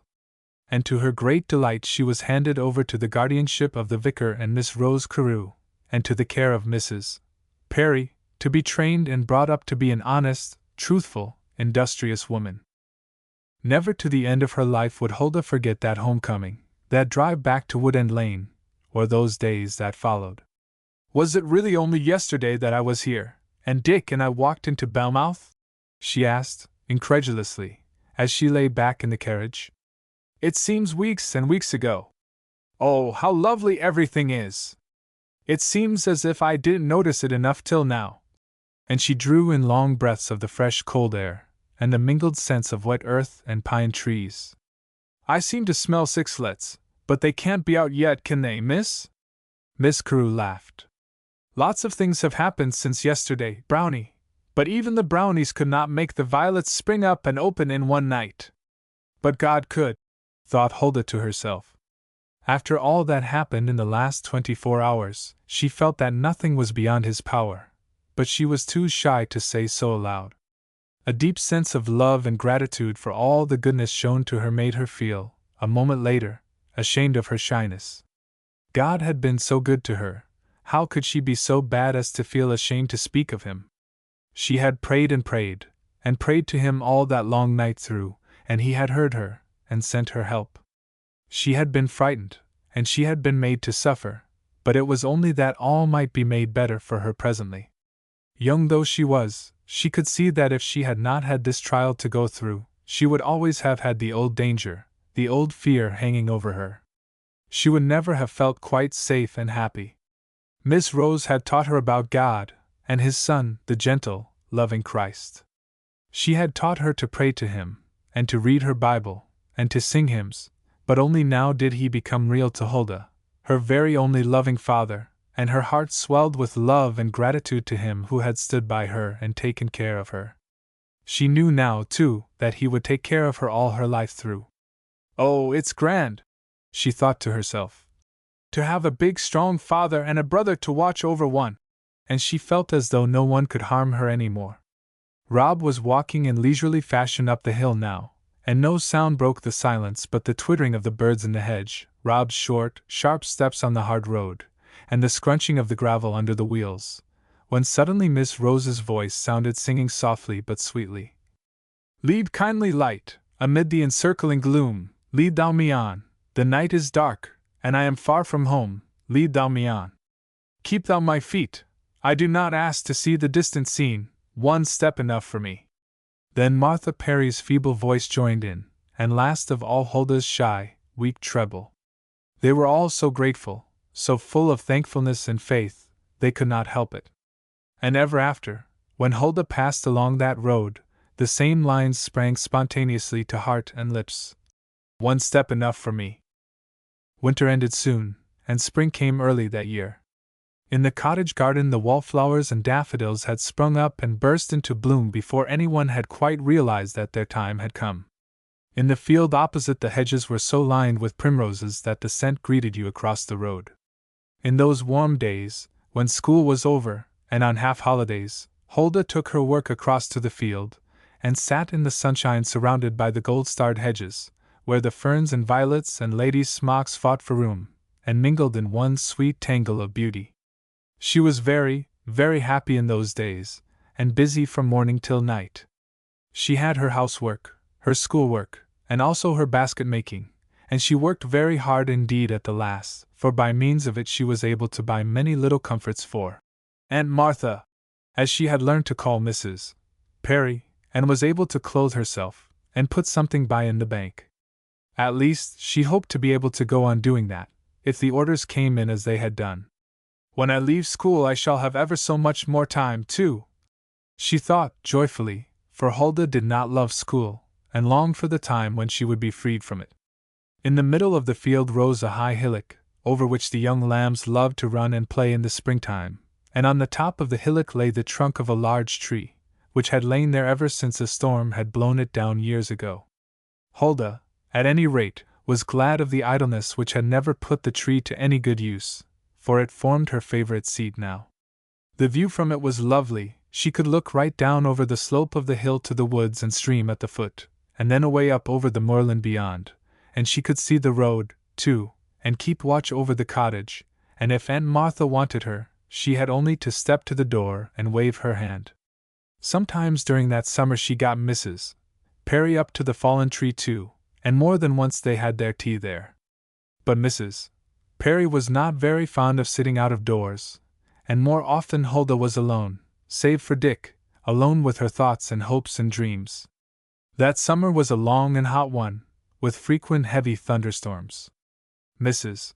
Perry could not endure the storms, they made her feel ill, and frightened her, until all her nerves were set quivering. Huldah herself felt no fear, but she did dread the storms for her aunt's sake, and there seemed no end to them that summer. "I do believe there's another coming up," she sighed, as, suddenly noticing that the light was going, she lifted her eyes from her work and looked about her. "I'd better go in now, in case it does come on, but it is vexing. I did so want to finish this." It was the last day of August, and the close of the holidays, and Huldah had made up her mind to get the last of an order finished, and ready to send away before she went back to school. She glanced down hesitatingly at her unfinished work, and then at the gathering blackness of the sky around her, a blackness which had a red-brown angry glow underneath, a glow which left no time for hesitation. There was no doubt about it, she must go, and go quickly, or Aunt Martha would be worrying. She glanced across at the cottage, and there sure enough was Mrs. Perry standing waving her hand to call her in. Huldah sprang to her feet at once. "Run on, Dick, and tell her I'm coming. Run home, that's a good dog." Dick started, hesitated, but at a sign from his mistress ran on again. Huldah collected her work and rolled it all up in her work apron, one with big pockets, which Miss Rose had made for her, but before she was ready a sharp bark from Dick made her wheel round quickly. A strange, shabbily dressed woman was standing talking to Mrs. Perry. She had come so silently, so unexpectedly that Huldah had quite a shock. It seemed almost as though she had sprung up out of the ground. "Only someone begging, I suppose," she said to herself, but there was a vague feeling of trouble at her heart that she could not account for. The newcomer looked harmless enough, a poor, shabbily dressed beggar woman, thin, stooping, feeble-looking. When Mrs. Perry raised her head and looked up over the field again, Huldah saw that her face was white and frightened, and in sudden alarm she took to her heels, and ran as fast as she could to the gate. At the click of the latch the newcomer turned and looked across the road, and as she looked Huldah felt her head reel, and her heart almost stopped beating, for the tramp was Aunt Emma. Aunt Emma, come to cross her path once more.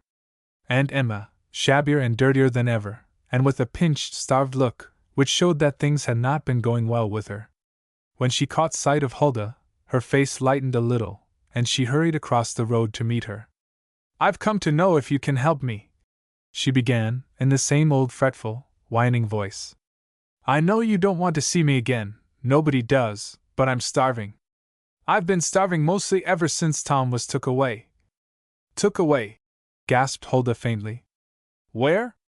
"He's got 3 years. Didn't you know? And I'm left to keep myself, and I can't do it. I'll never live till he comes out, I know. I've sold the van and everything. I couldn't go round with it by myself, but the man that had it off me cheated me something cruel. When Tom knows he'll be mad with me. And Charlie?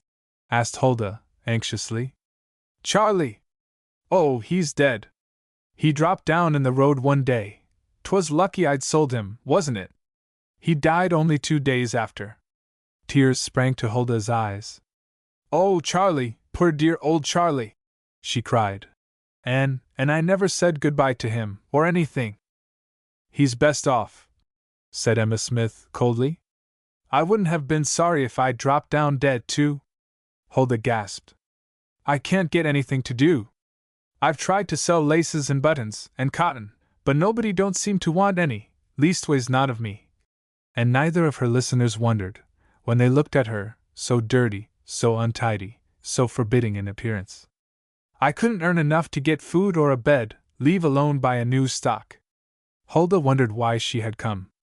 Was it only to beg? In another moment she knew. I came to see if you couldn't help me a bit.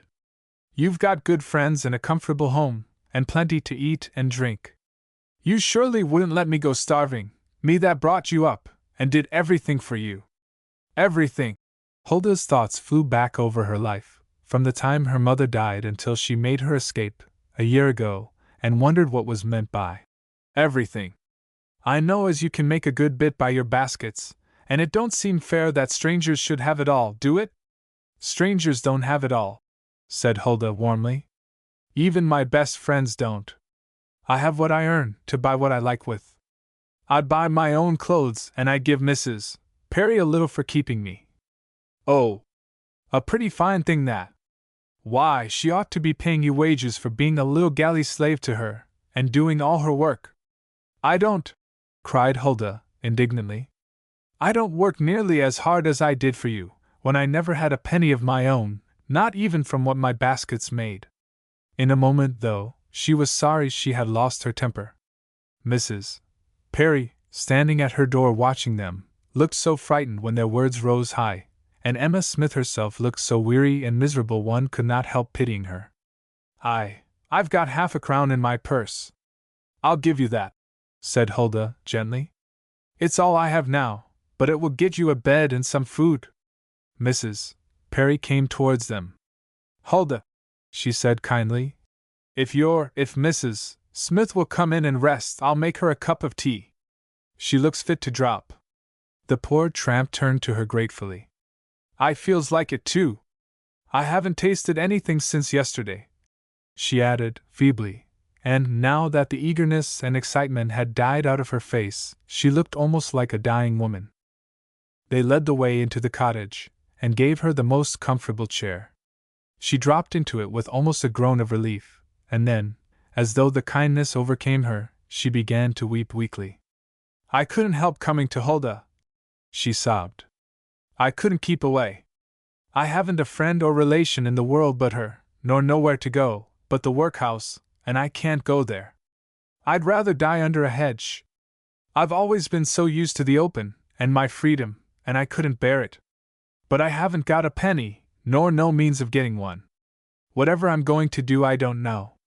Tom's put away for 3 years, and I shan't ever live to see him come out, I know, but nobody cares. It don't matter to nobody whether I'm alive or dead. The storm had broken by this time, and the crashing of the thunder seemed to add horror to the hopeless misery of her sobs and complainings. Huldah could scarcely bear it. Aunt Emma, don't say such things, she cried. I care, I do really. You shan't starve, not while I can work. I'll work harder and help you. I'll ask Miss Rose about it. But the half-starved, miserable woman could not check her sobs, once they had begun. The hunger and want and loneliness had worn her health and spirit until a little kindness was more than she could bear. She broke down entirely under it. Huldah sat with a very grave face all the time they were taking their tea. Things had suddenly become so perplexing, she did not know what to do or think. Oh dear, she sighed. It all seemed so lovely only an hour ago. I thought it was going to last like it forever and ever. She was so lost in perplexity about Aunt Emma's future that Mrs. Perry was left to entertain their guest, to listen, at least, to the tale of her wanderings and sufferings, and the hardships she had endured all her life. "I've never had nobody to care for me, nor no kindness from anybody, so I haven't got to thank anybody for anything. That's one thing," the poor foolish woman kept repeating, as though, instead of being ashamed of it, it was something to be proud of. "As we sow, we reap," thought Aunt Martha. The truth of the words had come home to her many times, since she had taken in the two friendless waifs. Dick and Huldah would have loved this woman too, if she had allowed them to. She grew a little impatient of the long complainings. "We don't get love back if we don't give any," she said at last. "Who'd I got? Who'd want me to love them?" she demanded peevishly. "Why, the child, for one, and Dick, and that poor old horse, not to speak of your husband." Emma Smith was silent. It had never before entered her head that to be loved one must love, that the way to win it is to think of others first, and self last. She ceased her complaining, as she realized for the first time that others besides herself had something to complain of. She had always been one of those who are so full of pity for themselves that they never have time to feel pity for others. By the time the meal was finished, Huldah's mind was made up. She must talk to Miss Rose about things. The matter seemed so puzzling, so complicated, she could not sort out the right and the wrong of it at all. It was all beyond her. Aunt Martha fell in with the plan at once. "Mrs. Smith can stay here with me till you come back," she said hospitably, and the visitor agreed eagerly. The storm was over by that time, but the air was oppressive, and the heat great. Huldah walked along very soberly, for there was a sense of depression weighing on her, a foreboding that an end was coming to her happy, peaceful life. There was always trouble when any part of her old life cropped up again. She was ashamed, too, to be troubling Miss Rose again about her affairs. She felt she had done little but bring trouble to them all ever since she had walked into their lives that summer's night a year ago. She who longed to bring them nothing but pleasure. Just then she came to the top of the little hill up which Rob had crawled that winter morning, and once again the words Miss Rose had sung came back to her, as though they still lingered on the air there. "Keep thou my feet, I do not ask to see the distant scene, one step enough for me." Huldah sang them aloud as she descended the slope, and the load of care slipped off her heart, leaving her with a brave determination to face courageously whatever might have to be faced. Chapter 11. Huldah's New Home. And there was very much to be faced, she found as the days came and went, for within a week of that afternoon when Emma Smith crossed her path again, much had been discussed and arranged, and another change was to come into Huldah's life. The doctor, the vicar's own doctor, had seen and examined Emma Smith, and had given her but another year to live. He had not told her that, but he had warned her very gravely that she was in a very bad state of health, and that he would not answer for the consequences, if she did not obey him, and something in his voice or manner had stopped her peevish complainings, and set her thinking seriously. The doctor strongly urged that she should go to the workhouse infirmary.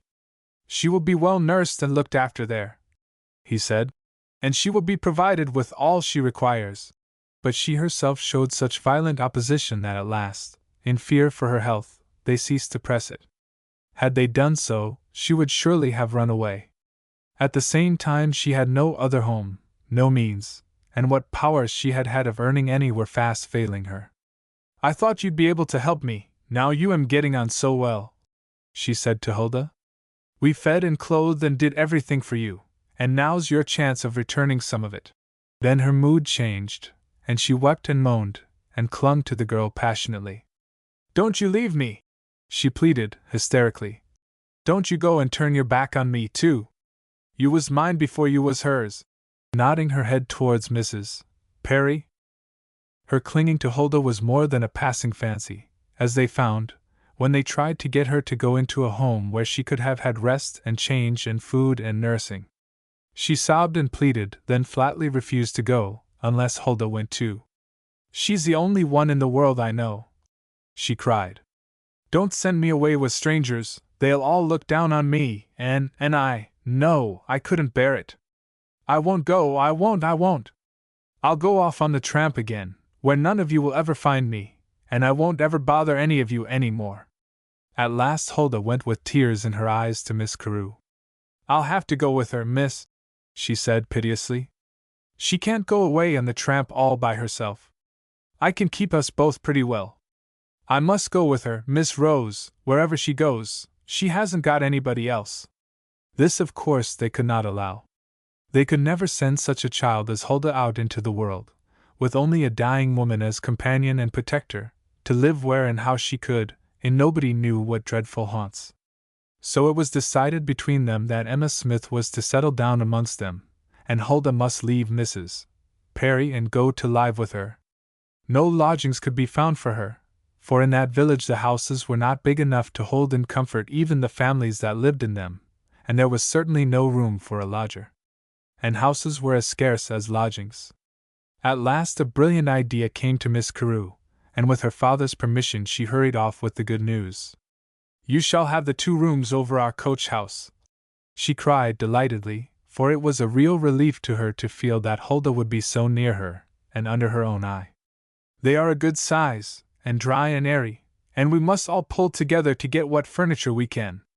Huldah's face grew brighter and brighter with every word Miss Rose uttered, for she had begun to fear that they would have to go elsewhere. To be near Miss Rose, too, would help to make up for the pain of leaving Aunt Martha and Dick in the cottage, a parting which had been weighing on her more heavily than she would have liked anyone to know. Dick, it was decided, was to remain with Mrs. Perry, for without him she declared she could not live on in the cottage when Huldah was gone. As soon as the rooms had been cleaned and papered, the furnishing began, and that was really rather fun. No one was rich, and no one could give much, but what they gave with a will. Miss Rose turned out some sheets and pillowcases, a table and a chair. The vicar ordered in half a ton of coal. The doctor's wife gave them a bed, some pieces of carpet, curtains, a kettle, and an old basket chair. Mrs. Perry gave a teapot, cups and saucers, and a rag rug of her own making. The doctor sent in some pots and pans, and meat and other food to put in them, and the folks in the village, who had come to know Huldah's story, turned out something, and sent a jug, a brush, a sack of firewood, a bar of soap, and all manner of odds and ends, every one of which came in usefully. Huldah's own little bed and looking-glass and odds and ends came from her bedroom in the cottage, and all together helped to make the 2 bare rooms look homelike and comfortable. The furniture was scanty and shabby, but to anyone accustomed to rough it as Emma Smith had done, the place was beautiful, and full of comfort and rest. When it was ready, and she was first taken into it, she dropped into the basket chair by the fire, and burst into grateful tears. It was the first time she had shown any gratitude or pleasure in what was being done for her.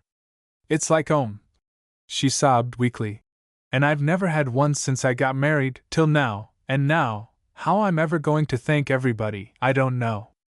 I never seem able to do any good to anybody, I don't. 'Tis all take, with me, and no give, and I'm ashamed of it." Huldah felt some of the load slip off her spirits as she looked about her. Here really was a home for Aunt Emma, and now it rested with herself to make it as neat and comfortable and happy as a home could be. She would keep it as clean as a new pin, and as pretty as lay in her power. She tried to conquer her sadness by hard work, to put away her sorrow at leaving Aunt Martha and Dick and their happy life together. "Brownies always go where there's most to be done, Miss Rose says, not where they'll be most comfortable," she said to herself, bravely, but her poor little face was very wistful. A few days later, though, when, after a long day's work, she sat down and looked about her, she remarked cheerfully, "I don't think anybody can go on feeling very miserable when they've lots to do and somebody to take care of." A glow of pride warmed her heart, as she sat there drying her water-soaked hands, and glanced from the gleaming stove and fire-irons to the speckless window and well-scrubbed table. On the table stood a jar full of autumn flowers, and on the windowsill a box full of brown earth and little roots, double daisies, primulas, wallflowers. This last was Huldah's special joy and pride. "We'll have a proper little garden there, when the spring comes," she remarked proudly to Aunt Emma. Aunt Emma shook her head in melancholy fashion. "I shan't be here to see it." "Oh, yes, you will. You'll be helping me with the spring cleaning. said Hulda, trying to keep cheerful, one of the hardest of her daily tasks, for Aunt Emma's melancholy seldom left her. She never saw the bright side of anything, poor soul, nor the best, nor did she try to, and the depressingness of it told on the child's spirits more than anyone knew. She worked very hard indeed at this time. The vicar had given them the rooms rent-free, but Hulda's basket-making had to supply almost everything else: food, clothing, lights, and many an extra, needed for Aunt Emma. Their rooms were few, and there was not much in them, but all that had to be done fell to Hulda to do. Emma Smith never put her hand to anything, not even to wash a dish, cook a meal, or make her own bed. She needed a great deal of waiting on, too, and was very fretful. She did not like to be left alone, even while Hulda went out to do the errands, and on the days when the poor child had to go to Belmouth to deliver her work, or get more raffia, and Emma had always a very bad turn, and an attack of melancholy. It was quite pathetic to see the way she clung to the little waif she had treated so cruelly when she had her in her power. She wanted no one but Hulda now, and she wanted her always. She loved her brightness and cheerfulness. When Hulda laughed and sang she was quite content, but the moment she was sad or quiet, Aunt Emma would grow peevish and uneasy. "You am fretting because you've got to stay here with me, I know. You am longing to be back with that Mrs. Perry? I know it's hard to Ave to live with a poor miserable creature like me, and I wonder you can bear it as well as you do." Then she would burst into tears. It never occurred to her that she might try to make it less miserable for Hulda, by trying to be cheerful herself sometimes. "I'm not fretting. I love taking care of you," pleaded poor Hulda. "I was only trying to think how to make a new shaped basket that people might take a fancy to. Shall I read to you, Aunt Emma?" Emma Smith loved being read to, and hour after hour Hulda spent over a book when she knew she ought to be at her basket making. To try to make up the time, she got up at 4 or 5 in the morning, but in the winter that meant burning oil, and they could not afford that. Then one day it occurred to her to sing instead of reading, and after that she found things easier, for she could sing while she worked. It was a strange medley of songs that echoed through the rooms in the thin childlike voice. "Home, sweet home, father, dear father, come home, God save the king, the old folks at home," were some of their favorites, and if the words and air were not always correct, they never failed to bring pleasure to both performer and audience. Of hymns Hulda had a greater store in her brain, and by degrees these ousted the songs as favorites. "Sing that one about the green hill without any wall round it," Aunt Emma said one day. "It does mind me so of 'ome when we were children. Our cottage was just at the foot of a hill like that, and Mother used to turn us out there to play together by the hour. It was what they call a mountain. We used to dare each other to go to the top. Did you ever do it?" asked Hulda, plaiting away industriously. "Never, we was so afraid. It was so high up, and the top looked so far away, and oh, it used to frighten me. I'd dream at night that I was lost up there, and I'd call and call, and nobody ever heard me or came to save me." "He'd have saved if you'd asked him," said Hulda, gravely. "I wonder why he didn't save himself," said Aunt Emma. "I suppose he could have, couldn't he?" "Oh yes, he could, and he could have struck all his enemies down dead if he'd liked, only he was always one for thinking about others, never about himself. And that's the sort that always gets put upon," said Aunt Emma, quickly. "He died that we might go to heaven, he died to make us good, he died that we might be forgiven." Aunt Emma's voice failed, and she suddenly burst into tears. "I couldn't never be good enough," she sobbed piteously. "I haven't been good since I was a child, and now I'm going to die. I know it, I feel it, I see it in the doctor's face, and everybody's. I've got to die, and just when I'm happy for the first time. He says he loves everybody, but nobody ever loved me, I never gave him reason to, and I'm afraid to die, Hulda. I've been so bad, and it'll be so lonely. I wouldn't mind so much if there was somebody over the other side that loved me." There had been a footstep on the stair, but neither of them had heard it, and when Miss Rose entered the room neither of them saw her, for their eyes were blinded with tears. "Oh, Aunt Emma!" cried Hulda, springing to her bedside, I love you. I do, and no, I wish someone would tell you all about it, so that you'd understand, and feel happy. A soft, light step crossed the room, and a gentle hand was laid on Hulda's bowed head. Dear, shall I try? Shall we try together? Hulda sprang to her feet with a glad cry. Oh, Miss Rose, I was longing for you to come. You can tell Aunt Emma. Miss Rose sat down beside the bed, and laid her hand gently on Emma's hand. I wish I was more clever, she said wistfully. I wish I could make you feel how dearly Jesus has always loved you, how he has wept for you and longed for you, how he has forgiven you all the neglect and insults you have heaped on him, and has held out his arms, beseeching you to come to him. At this very moment he is standing at the door, patiently waiting for you to let him in. Will you keep him outside, dear Emma? Miss Rose's voice died away, and silence reigned in the darkening room. The fire fell together and sent up a cheerful flame. Emma Smith lay thinking. Was it really true that he wanted her? That she had turned her back on him, and mocked and insulted him? She knew better than anyone else could, and could he really love her in spite of all? Miss Rose's voice broke the silence, singing softly. Knocking, knocking, who is there? Waiting, waiting, oh, how fair! 'Tis a pilgrim, strange and kingly, never such was seen before. Ah, my soul, for such a wonder wilt thou not undo the door? Knocking, knocking, what, still there?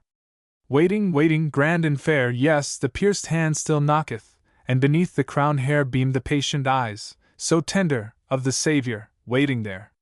Low sobs broke from the poor soul on the bed, sobs of grief and joy and repentance. If he really cares, if he is really like that, she sobbed. Oh, I want him. I do want him to love and take care of me, too.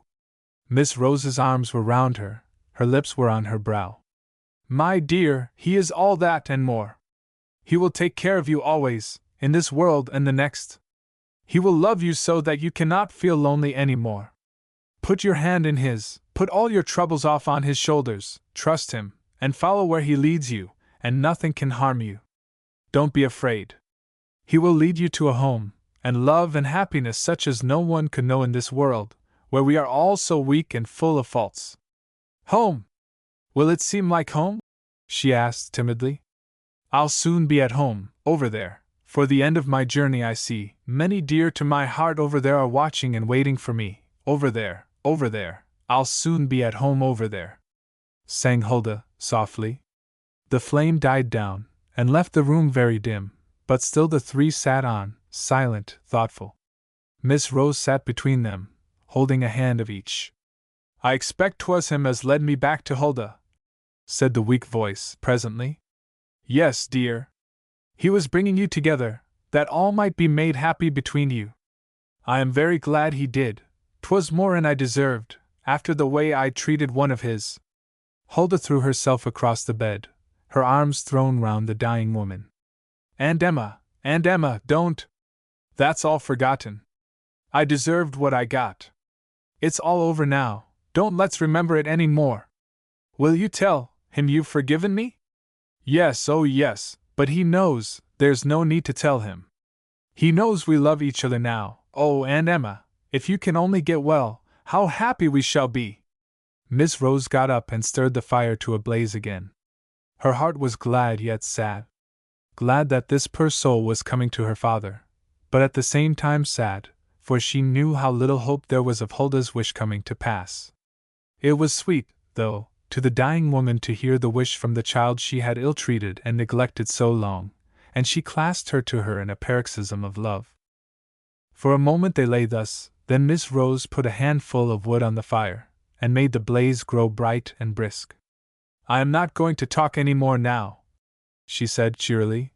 Or let you talk, Emma, or I shall have a scolding from the doctor, but I am going to ask you and Hulda to give me a cup of tea, here in the firelight. Then, after that, I am going to tell you a little piece of news. Chapter 12. Happy Hours. The bed was wheeled up to the fireplace, the tea table and 2 chairs were grouped about the hearth, and there they had their last meal together in happy peacefulness. A sense of quiet rested on them all, a shade of awe, of feelings so deep that ordinary chatter would have seemed out of place. Emma Smith's thoughts were still lingering about that figure standing outside the door. Knocking, knocking! She must have seen a picture once of that figure with the patient, tender eyes, knocking at a fast-closed door, but she had never troubled to ask who it was. Now it all seemed close, he was so real. It was ordinary, everyday life that seemed unreal now, that began to seem to her so far away. Huldah was drawing bright pictures in her mind of days when the spring would come, and Aunt Emma would be stronger and able to walk about. They would be able to go and see Aunt Martha sometimes. Her thoughts dwelt lovingly on Aunt Martha and Dick. She saw them seldom now, the storms and the rough roads kept Aunt Martha at home, and Huldah could not leave her Aunt Emma. So busy was she with her thoughts that she forgot all about Miss Rose's promised piece of news, until, when the tea was over, Miss Rose spoke of it again. "You must light the lamp now, Brownie. I want to talk to your aunt. There is someone wanting to see her, someone that she wants to see, I think." Emma Smith turned quickly, an eager light flashing over her face. "Is it Tom?" she asked, excitedly. "Yes, your husband. He has behaved so well he got his discharge as soon as it was possible, and he has come in search of you." Suddenly the light and eagerness died out of her face. "Charlie, and the van!" she cried, growing white to the lips. "I've got to tell him, he'll never forgive me." Her lips quivered piteously. "He knows," said Miss Rose soothingly. "I told him. I thought it better to explain quickly what had happened, and not let him be expecting to find them too." She did not tell of the scene there had been when first he had heard of the loss, nor the difficulty they had had in persuading him to see his wife, and be kind to her. "I don't want her, 'twas the horse and van I wanted," he said cruelly. He was not really as cruel, though, as he appeared. He seemed quite touched when he heard of his wife's starving state when she came in search of Huldah, and of her condition now, and expressed a desire to see her. "I won't say nothing to upset her," he promised, when they seemed to hesitate. Huldah's face had turned even whiter than Emma's. When she heard who was near, and what he wanted, her fear of him had been so increased since he carried her away by force that night. But when she saw how eager her aunt was to see him, she did try to overcome her fears. Within a few moments of Miss Rose's telling of her news, he was there, in their midst. To pale, trembling Huldah, whose every nerve had been set quivering by the mere sound of his step on the stair, he threw only a cool nod, as, awkwardly enough, he made his way to his wife's bedside, and sat down beside her. "I hear you am bad," he said coolly, but it was plain that her altered appearance shocked him. Every now and again, when she was not looking, he gave long wondering glances at her, and his eyes were almost troubled. "So I hear you and the kid have been living together again. Huldah? Oh, Tom, she's been such a comfort to me." "That's all right. I suppose she isn't such a bad kid on the whole. She's more'n good to me." Then quickly, feverishly she began to pour out the story of her life since he was took away. She told him of Charlie and the van, and how she was tricked. Of her coming to Huldah, and their home together, and her own illness, until gradually her voice grew weary and fainter. The flush died out of her cheeks, the light out of her eyes.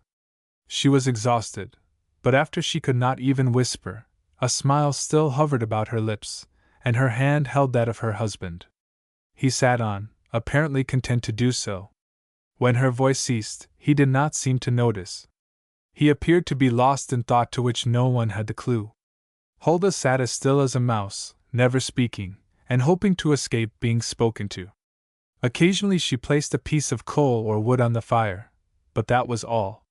She could not see her aunt's face, but she thought at last she must be asleep, she was so still and quiet.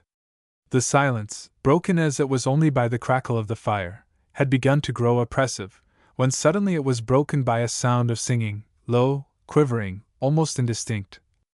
"For the end of my journey, I see many dear to my heart, over there are watching, and waiting for me.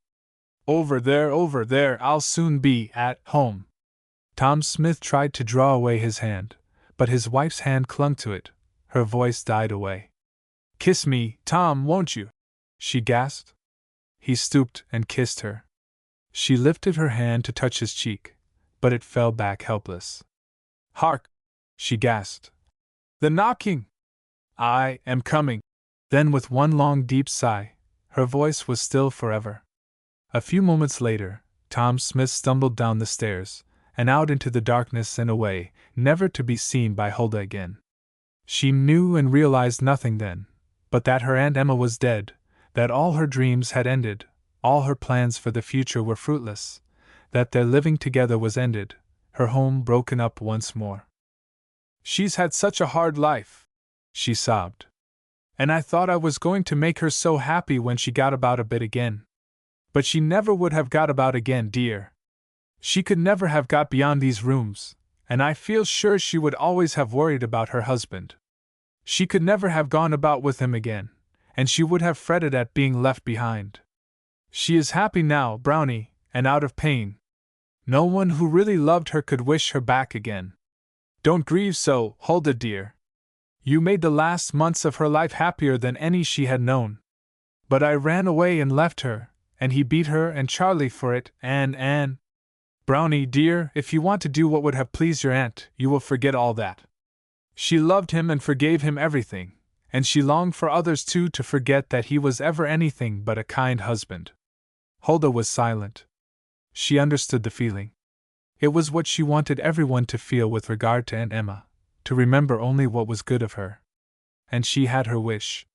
The little group gathered in the churchyard a few days later remembered only her suffering and her sorrows, and the love which had lived through all, and many a pretty bunch of winter flowers and leaves and berries were laid on her grave by kindly, pitying hands. In the furthest corner of the little churchyard they laid her, in a corner where the sun rested, and where a hawthorn grew, in which a robin sang hopefully while they laid her to rest. Huldah, standing by the graveside while the beautiful words of the burial service were being read, thought of those other partings, so sad, so cruel. Oh, this was better than those, and not so complete. She could still feel that Aunt Emma was near her, and safe, and in the best of all keeping, at peace forever and ever. They thought it best that Huldah should not go back to the empty rooms again, and she was glad. So after the service was over she walked back to her old home once again, as though she had never left it, and the last few months had been but a dream. And it was all so like a dream that at the top of the lane she paused and looked about her, half bewildered. Could she be, she asked herself, the same Huldah who not so many months before had stood there a cowed, frightened, hunted thing, starving, exhausted, but minding nothing as long as what? As long as she escaped from the two she had so lately parted with such an aching heart. She looked down over her black frock. She felt the sadness in her heart, the sense of loss. Could such changes really have come about, that now she was full of grief that she could never again see or hear the aunt she had so feared? "Come home, dear, come home. I want you to, oh so badly." Aunt Martha's voice broke in on her thoughts, and brought her quickly back to the present. Aunt Martha's face was white and tired with cold and weariness. Huldah was filled with repentance. "Oh, you're tired," she cried, remorsefully. "And chilled, and I'm keeping you standing here. Oh, Aunt Martha, I hope you haven't taken cold. We'll hurry now, and I'll make you a good fire, and some tea, and I am going to take care of you now, Auntie, all the rest of my days till I'm an old woman, and I'll never go and leave you any more, for it's plain to see," looking up at her half mischievously, "you can't take care of yourself without me." So, for the third time Huldah came back to Woodend Lane, and to Dick, who went nearly crazy with joy, and to the chickens, and garden and her basket making, and this time she stayed, if not till she was an old woman, at any rate until someone big and strong and very fond of her, came and built a new cottage, to join Mrs. Perry's old one, and a new fowl's house on to the old one which Dick had guarded so well, that he earned for his little mistress, and himself a home and friends forever. And even then one could scarcely call it leaving, for presently the wall which divided them was knocked down, and the two cottages were made one. Huldah's basket-making business increased and increased, until at last she had to teach another little girl, that she might come and help her, and then another, and perhaps the proudest moment of her life was when she was able to buy the cottage she loved so much, and present it to her dearly loved Aunt Martha as a Christmas gift. By that time Hulda, the little waif, who had earned for herself the name of the Brownie, had made for herself so many friends, that when her wedding took place, so many wished to attend it, they had to borrow the field opposite for the wedding feast.